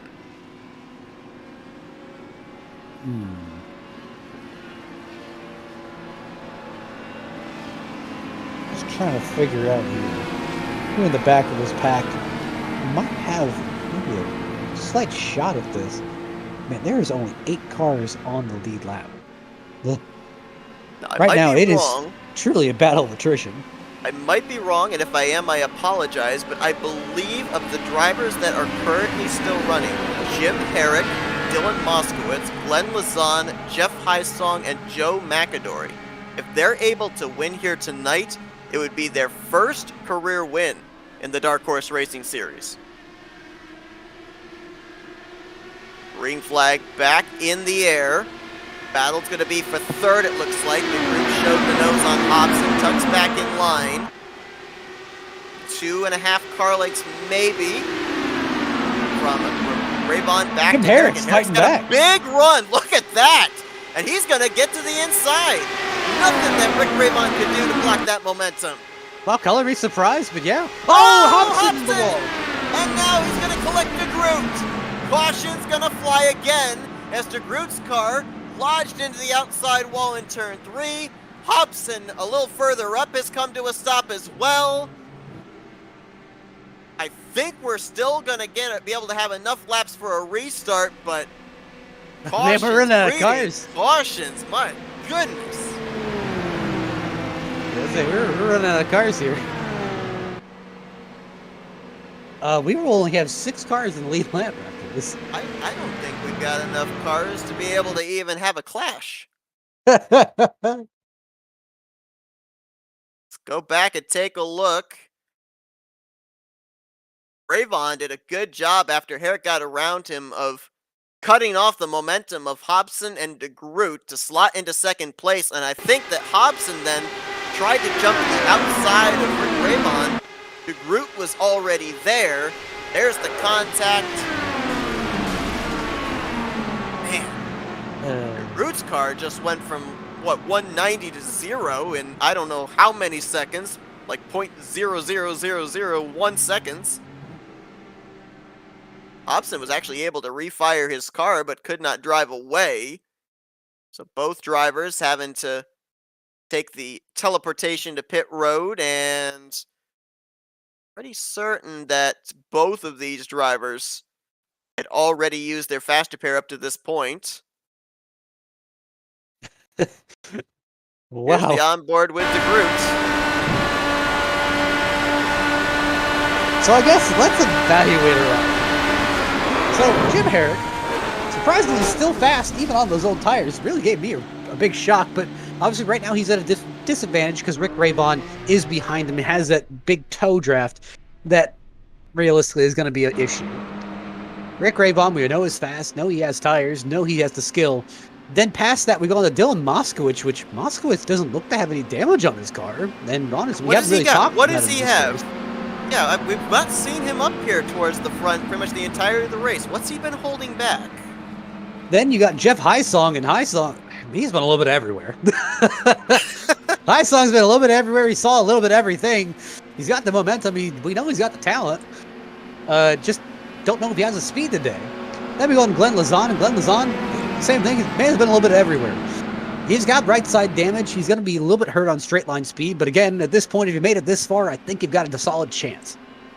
Then Joe McAdory, which, truth be told, I think if you ask Joe McAdory right now, he's probably surprised he's still running. So, realistically, anything, the sky's the limit. Jim Herrick and Dylan Moskowitz, their best finish in the Dark Horse 500, both of them came back in Season 4, when Herrick finished in 3rd and Moskowitz finished in 6th. We obviously know that Rick Raybon is a former winner of this event from last season. I'll check and see about Highsong. I believe he might have actually also had his best finish in Season 4. Actually, no, he had back-to-back 4th place finishes, Season 4 and Season 5, where he finished in the 4th position. All right, lights of the pace car are out. It's lap 198. We're going to go back green 199. Whatever flag comes out next is going to end it. Pretty much. Whether it be yellow, whether it be check. This is bring home the trophy or bring home the steering wheel, and there's a lot of steering wheels getting brought home here tonight already. Honestly, I'm liking Moskowitz's position here. But Highsong there as well. He's still got speed. Honestly, I'm just cheering on top 2 to that one. I'm cheering on top 2 to get in the wreck. That's what I'm doing. Rick Ravon's led the most laps tonight, but I think the pace car might be giving him a run for his money. Not sure. Again, we tied the 11th caution of the race, so I mean... We did. One more caution, we break that record. We've also broken the record for fewest cars running at the end of a Dark Horse 500. It has been a bloodbath today. It has. A lot of oil. I didn't know that Indianapolis was going to steal the moniker from Bristol as the last great Coliseum. And shockingly enough, like I said, it has been a true battle of attrition today. So DeGroot's going to finish 7th. Hobson's going to finish 8th. Neither driver is going to make it to the conclusion of this one. They both are sitting on pit lane trying to get damage repaired, but there's definitely not enough time, not enough laps for them to be able to get back out there, be a factor. It's down to 6 drivers. Herrick, Ravon, Moskowitz, Heisong, Lazan, and McAdory. Who do you have your money on? We're going to find out who's going to get the checkered flag here. Moskowitz with the interesting strategy. Yeah. Jumping I don't know there about to the inside. that. Maybe making sure that nobody's going to jump to his inside on this restart. I mean, that basically just handed it to Heisong. But here we go. Basically, it's these 4 I really think have a decent shot at this. Jim Herrick. Doesn't have a bumper, but whatever is back there, he's going to have to make it as wide as possible because Rick Ravon's going to have a big run on him off of turn 2. In turn, so does Heisong in the 18. He's kind of in the middle here. Heisong's making a run at it. He's going to jump to the top, and he's going to go to 2nd alongside of Rick Ravon. Ravon goes back to the point. Heisong slots to 2nd. Herrick now back to 3rd. Heisong just a few laps ago got ramped over by another car. Now he's trying to snake his way down the front straightaway. Break the draft is Rick Ravon, but Heisong stays with him. So does Jim Herrick. It's like a conga line down the front straightaway as they take it single file into turn 1. Moskowitz still in this draft. Joe McAdory's up in the 5th position. He's still within striking distance. Now Rick Ravon's trying to flex his muscles a little bit. He's got that better straight line speed. He's got the better speed in single car, but Heisong's got the draft. Remember, Jim Herrick is on older tires than the rest of the field around, and that might be why he's fallen off as he has. It's now a 2-horse race. Rick Ravon is looking for his 4th win on the season, which would tie him with Craig Forsyth and Luis Gonzalez Nunez for most wins this season. The only other driver that has a victory this year is Eric Schaus. It's really been the trio of Nunez, Ravon, and Forsyth that have dominated the trips to victory lane. I'm seeing Ravon do an aggressive swerve trying to break the draft, but I think all he's really doing is actually hurting his own straight line speed. Well, Jeff Heisong says, hey, wherever you're going, I'm going with you. Trying to stay in touch. He's not let the gap grow any more than 2 car lengths. The question is, though, does he need another car behind him, or does he have enough power to be able to generate his own run here, coming to 2 to go? I think he might need another car behind him, but honestly, at this point, he's going to have to try something different because he's not gaining that time that he needs. Oh, here we go. Big run on the front straightaway to the start-finish line. Jump to the top side going into turn 1. Don't think that's going to work. What he might be trying to do is set up a move to the outside to then cross over to the inside off the back straightaway. But no, stays about a groove higher here off the 2nd corner. I think realistically, he's going to need to try and figure out something here. He's going to have to try and use the bottom, but he's got to figure out a way to get to the bottom. Jeff Heisong has finished in every position in the top 6 this season except for P1. This time by 2.5 laps between Heisong and his first victory, Rick Ravon and his 2nd trip to victory lane in as many seasons in the Dark Horse 500 at Indy. Realistically, I think that's really hurting Heisong not getting to the bottom of the track in the corners. Maybe not able to get down there, being in the wake of the 1 car. Might be getting a little aero tight. Gap is now opened up to 3 car lengths. Unless Ravon makes a mistake, I think he's going to be home free here through 3 and 4. Heisong, 1 last attempt. I'd say I think Heisong really needs to nail these corners.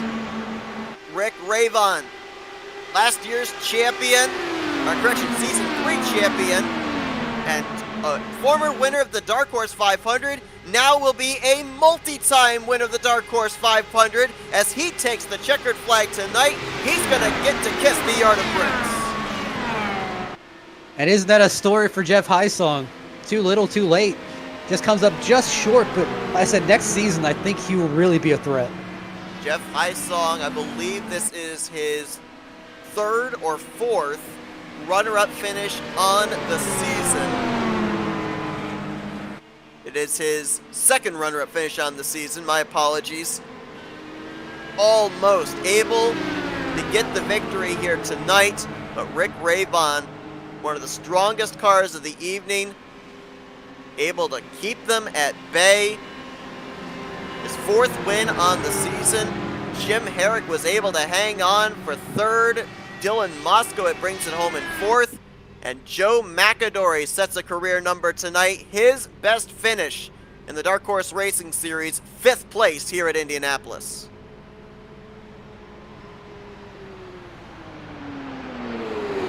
Also a career night for Glenn Lazan, as he'll be bringing it home in 6th.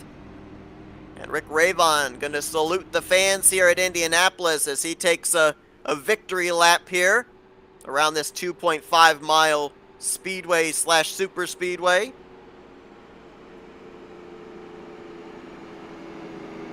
It was a long, arduous, grueling race for these drivers. We had very few survivors at the end.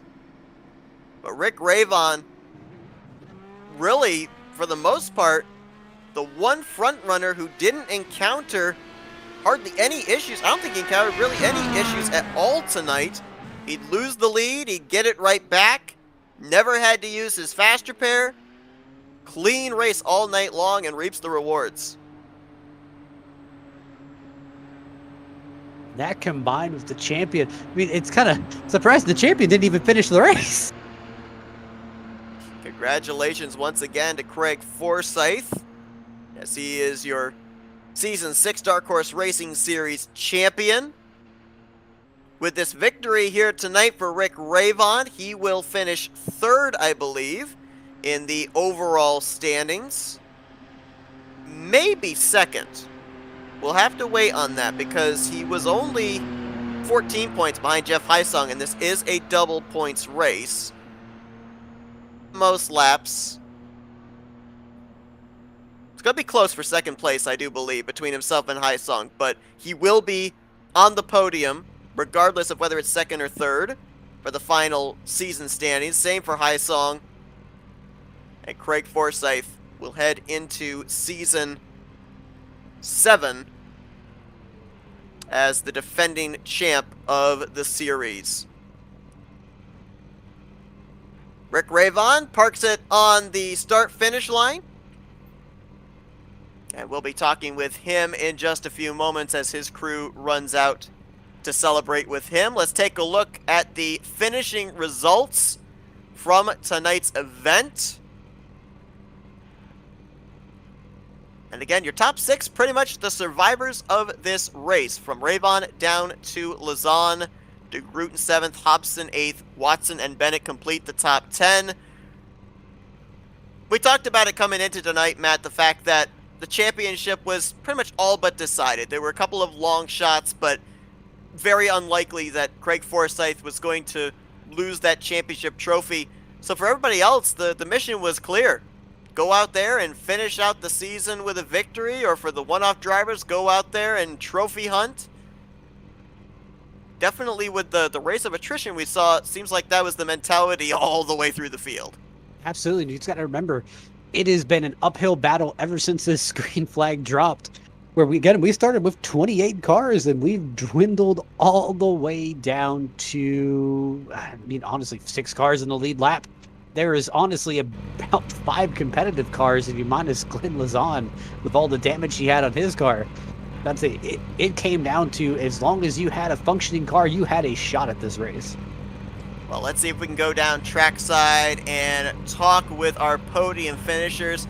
A gutsy call gets him 3rd place here tonight. Let's see if we can talk with Jim Herrick. Hey, Jim, Matt, and Seth up here in the FRM booth. You got us?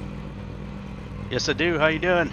Doing good. Good to see you back out there on the racetrack and up front here tonight in the closing stages. Saw you play that strategy to gain the track position, gain the lead. Little bit off on tires with the other drivers around you. Was that the deciding factor there on that final restart? It could have been. I'm not really sure. if the tires were the thing at the end. We tried something a little different. Since Craig was out, he was up on my pit wall, and he suggested that it may be low fuel more than tires that was causing the car to get loose at the end. So we went with a full tank, and then I didn't take tires at the end. I don't know if that was the right call or not, but it didn't work out too bad. But really on the last restart, those guys they got my draft, and there's really not much you can do. The leader's kind of a sitting duck there, and I think the problem, it may have been the tires that kept me from staying in their draft. They went by me so fast, and I had to lift a little to stay out of their dirty air and make it through the turn, and then I just kind of lost them and couldn't catch up by the checkered.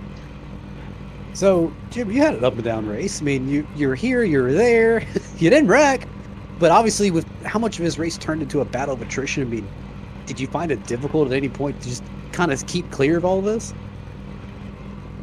Yeah, the set got really difficult to drive when it got light on fuel. It would start pushing, and especially in turn one, you'd get kind of a big push, and then coming out of turn two, it would snap loose. And it was kind of the same thing in 3 and 4, just not quite as bad. I think it had to do with the wind blowing down the front stretch, but yeah, as the car started to get light, it was just a question of, trying to be the last guy who can hang on to it and not, either not crash or just not make that big mistake where you have to lift and lose that much momentum. And yeah, I was just able to hang on, I guess, today a little better than most. Well, Jim, back-to-back podium finishes here in the Dark Horse 500 for you. Tremendous job here tonight. Congratulations on the great performance, and we'll now give it the opportunity to do some thank you, sponsors, and shout-outs. Yeah, first of all, I want to thank 4D Racewear, our sponsor, and thank my teammate Craig. Like I said, he was integral, being on the pit wall and helping me out, especially because I had to make that the call on the last fuel stop. Didn't know how much to put in, and so I want to give a shout out to him and to my family. I had a bunch of family down this weekend. My birthday was yesterday, so this is a great birthday present for me, and just want to say hi and thanks to them for coming to visit. Yeah, thanks to you guys for doing the broadcast, and everyone at Dark Horse who spends the time to put on a really great series. Well, the perseverance pays off for Jim Herrick. He's third place here tonight in the season finale at Indianapolis. Congratulations once again on the great run. Go and enjoy it. Go get some rest. I'm sure he must be exhausted after this one. Yeah, it was a challenging race, staying in it mentally, and yeah, I'm definitely tired, so I'm gonna take a break tonight. So yeah, thank you a lot. As Jim Herrick brings it home P3 here this evening at Indianapolis. Let's see if we can get the driver that brings it home second place here tonight. Been a very consistent year for Jeff Hysong. Jeff, Matt, and Seth up here in the FRM booth. You got us? I do. How you doing? Man, I'll tell you what, we've talked to you the last couple of weeks. You've had some great finishes up in the podium. You've been close to getting that first victory. It was right there in front of you on that final restart. What little more did you need to be able to get up there and wrestle it away from Ravon? Probably fresh tires, man. I mean, the track was so hot and then just slippery that once you had 12 laps on your tires, they were pretty much toast. Now, I've got to ask. Obviously, we've seen you avoid wrecks. We saw you in wrecks. We saw a car ramp off you. And then just to kind of come back around and be in second place out of really the battle of attrition this was. How difficult was this race? I mean, it was pretty wild to tell you the truth. Once you got 10 laps into the run, the car just became pretty much unpredictable. It would push. It would get loose at the rear end. I mean, it was basically just about holding it together till the pit stops. And then, yeah, unfortunately there on that last run, I wanted to lead a lap, and I was coming to the pits that next lap. And the rear end just got loose on me out of 2, and I tried to come around to the pits. And unfortunately, I feel so bad. Henry was caught up in my mess. Well, Jeff, obviously, as we mentioned, you've had a very consistent season. You're going to be finishing out the year inside the top 3 in overall point standings. We're not sure if it's going to be second or third based off the one winning tonight to be in a double points race. But, man, obviously a season to be proud of. Certainly got to think you'll be carrying some really good momentum into Season 7. Before we let you go, though, we're going to give the opportunity for some thank you sponsors and shout-outs. Big shout out to my family. Thanks for supporting me and letting me do this. My wife and mother-in-law for watching the kids. Big shout out to the boys for all the work they do and the good work they've been doing. Congratulations to Rick. That was a hell of a drive. And then a big congrats to Craig. He drove a hell of a season. He had some races where he had to fight his way back from the back. And yeah, big hats off to him and the work he did. And then thanks to you guys and all the great work you guys do. That's Jeff Heisong, brings it home second place here tonight in the season finale, and what was an incredible overall season for this 18 car. Congratulations once again, Jeff, and looking forward to seeing what you do in Season 7. Yeah, thanks, guys. Looking forward to next season. And let's see if we can now go down to victory lane. By the way, points are official.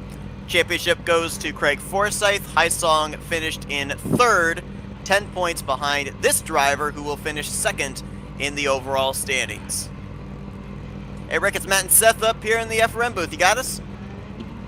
What's happening, guys? Man, I'll tell you what, a lot of torn up cars here tonight, but your car in one piece, not really a ding or a dent on it, kept your nose clean all day long, up in front for a majority of this race. Came into this event, one of 4 former winners, had the pressure on to try and be a multi-time winner of the Dark Horse 500, and you do it in back-to-back seasons. I mean, where does this rank in relation to that first Dark Horse 500 win? Does it mean as much? Does it mean more? It's hard to say, but that first Dark Horse win was a monkey I wanted to get off my back because I had a real good shot at a Dark Horse 500 win and was taken out. In turn 2 was, an incident that shouldn't have happened. I felt like, geez, so close. So that was gratifying in that respect. But to back it up with this, I mean, this was a totally different type of race. Normally with these DW12s, you're stuck like glue, and the tires, they last throughout the entire run, 18 and a half gallons. By the end of the run, it gets a little iffy, but you could kind of hang on to it. But today, for some reason, the temperature just skyrocketed, and the track temperature went up so much. And I guess we were used to about 90-degree track temps, so we were dealing with 115 at some points during the race. And I'm like, wow, and I was pushing going in behind somebody. I was loose coming out. And I guess I kind of liked it. I was happy to see it because what it did was it really turned it into a driver's track. If you didn't know how to sort of balance the car going through the corners and sort of deal with the loose and the push, actually in the same corner it would be loose and push. And if you didn't know how to deal with that, you were just going to drop back. So I was able to take advantage of that and start pulling away at some points. But I mean, it was just a fantastic race. There was strategy involved. I'm sorry to see some of the top contenders go out with incidents. That's a shame. But I kind of figured that was coming because of the condition of the racetrack. It got a lot more tricky, and everybody, myself included, who practiced for this race did not expect this. So if you weren't prepared for it, it could really catch you out, and it catch you out real quick and bite you hard. So I've got to ask Rick, I mean, with the kind of turn this race took, I mean, it was pretty much, there were certain points where it looked like you had it in the bag, and then there was a certain point where it was kind of iffy, and then, hey, it looks like he's back on the comeback trail, and then, oh, he's back in a wreck. So, I mean, kind of, how did you deal with, like, the roller coaster of emotions? Well, I was afraid that the yellow was going to come out at one point. I started pulling away from Hobson. I got to thank Hobson. He at some point during the race, he just decided to go balls to the wall. And when he did that, everybody else was really saving fuel. But when he did that, I realized, oh wow, it's really difficult to get around somebody when they're flat out. So I figured if I could get around Hobson, maybe I could pull away, and that's exactly what happened. But at some point, I think I had about 3 seconds on De Groot, and there was one pit stop to go. And so I figured if I came in and out and had a good stop, I was waiting to see what De Groot was going to do because he's so savvy. They don't come much smarter. His track savvy is incredible. I knew that when he pitted, he was going to go for the undercut. So I was just waiting for him to pit. And when he pitted, I came in just to at least keep our tires even, because if you get to beyond 0.7 of a second, you can't reel somebody in. You got to be within 0.7 to pick up that draft and start reeling them in. So I had enough of a gap, I think 2.5, maybe 3 seconds on DeGroot, to where I knew if we had equal pit stops and I maintained that gap, he wasn't going to run me down, because we had good pace. We were at least even with DeGroot, so chances that he would run me down would be slim. And so after that pit stop, I was like, okay, you know what, we're in good shape. And then the yellow came out. Now it's do I pitch? Should I get tires? Are they going to stay out? So we decided to pit to get the tires because we wanted the advantage. Unfortunately, everybody came in with us. So I was happy to see that. But again, it was just, you knew those last few laps were going to be crazy because everybody's got fresh tires. Once the tires start to wear, it starts pushing behind somebody. But everybody's on freshies, and it was just it was like a bunch of Cheerios in a bowl. Well, Rick, obviously a lot of different things accomplished here tonight. 4th win on the season, which puts you in the 3-way tie for most wins on the season between yourself, Forsythe, and Nunez. You finished 2nd in the overall standings as a result of this victory, and more importantly, now the only driver to have won this Dark Horse 500 event multiple times, and you do it in back-to-back seasons. So congratulations on the job well done here tonight. Before we let you go, we're going to hand the mic over to you and let you do some victory lane thank you, sponsors, and shout-outs. All right. I just wanted to point out I moved to Indiana, about 8 miles away from the speedway here, which is a dream come true. And in the midst of that move, I missed a couple of races. So had I not missed those races, I think I would have had a good shot at the championship. But Craig, I want to congratulate Craig Forsythe. He was hard to beat all year. Very consistent, very smooth. I love racing with him. There's some people out there that you have to be careful racing around, even if you give them all the room in the world. You can make contact, and there's guys like Craig who you can race side by side, for 50 laps and not have an issue. So I want to congratulate Craig on a great season. I just wish I didn't miss those 2 races, but it's great to be here in Indiana. It's a dream come true, and here we are again in Victory Lane. I want to thank the guys that put on the show, obviously, Dark Horse, great league. I want to thank the drivers out there, everybody who raced hard and raced clean. We got a 0X, speaking of racing clean. But all that was going on out there, we actually ended up with a 0X. So I'm pretty proud of that. I want to thank you guys at FRN. Thanks so much for covering our great races here. Thanks to everybody out there watching who supports this league. Thanks to my wife, Alana. I love you so much. Thanks to my 2 daughters, Zoe and Mila. I miss you guys so much. You just have no idea how much I miss you. And last but not least, of course, thank you to the Lord Jesus for giving me life and dying on the cross for me. I love you, Jesus. I love you. And that's about it. Thanks, guys. God bless you. Rick Ravon, 2-time winner of the Dark Horse 500. He gets to burn it down and kiss the yard of bricks here tonight at Indianapolis. Congratulations, Rick. We'll let you get back to celebrating, and looking forward to seeing you carry this momentum into Season 7. Yeah, that would be great. We had momentum, and then, we got taken out the last 3 races, even after we came back. But, you said momentum is everything, and hopefully it'll be on our side next season. But we'll just have to wait and see. But looking forward to it. It's going to be another great Dark Horse season.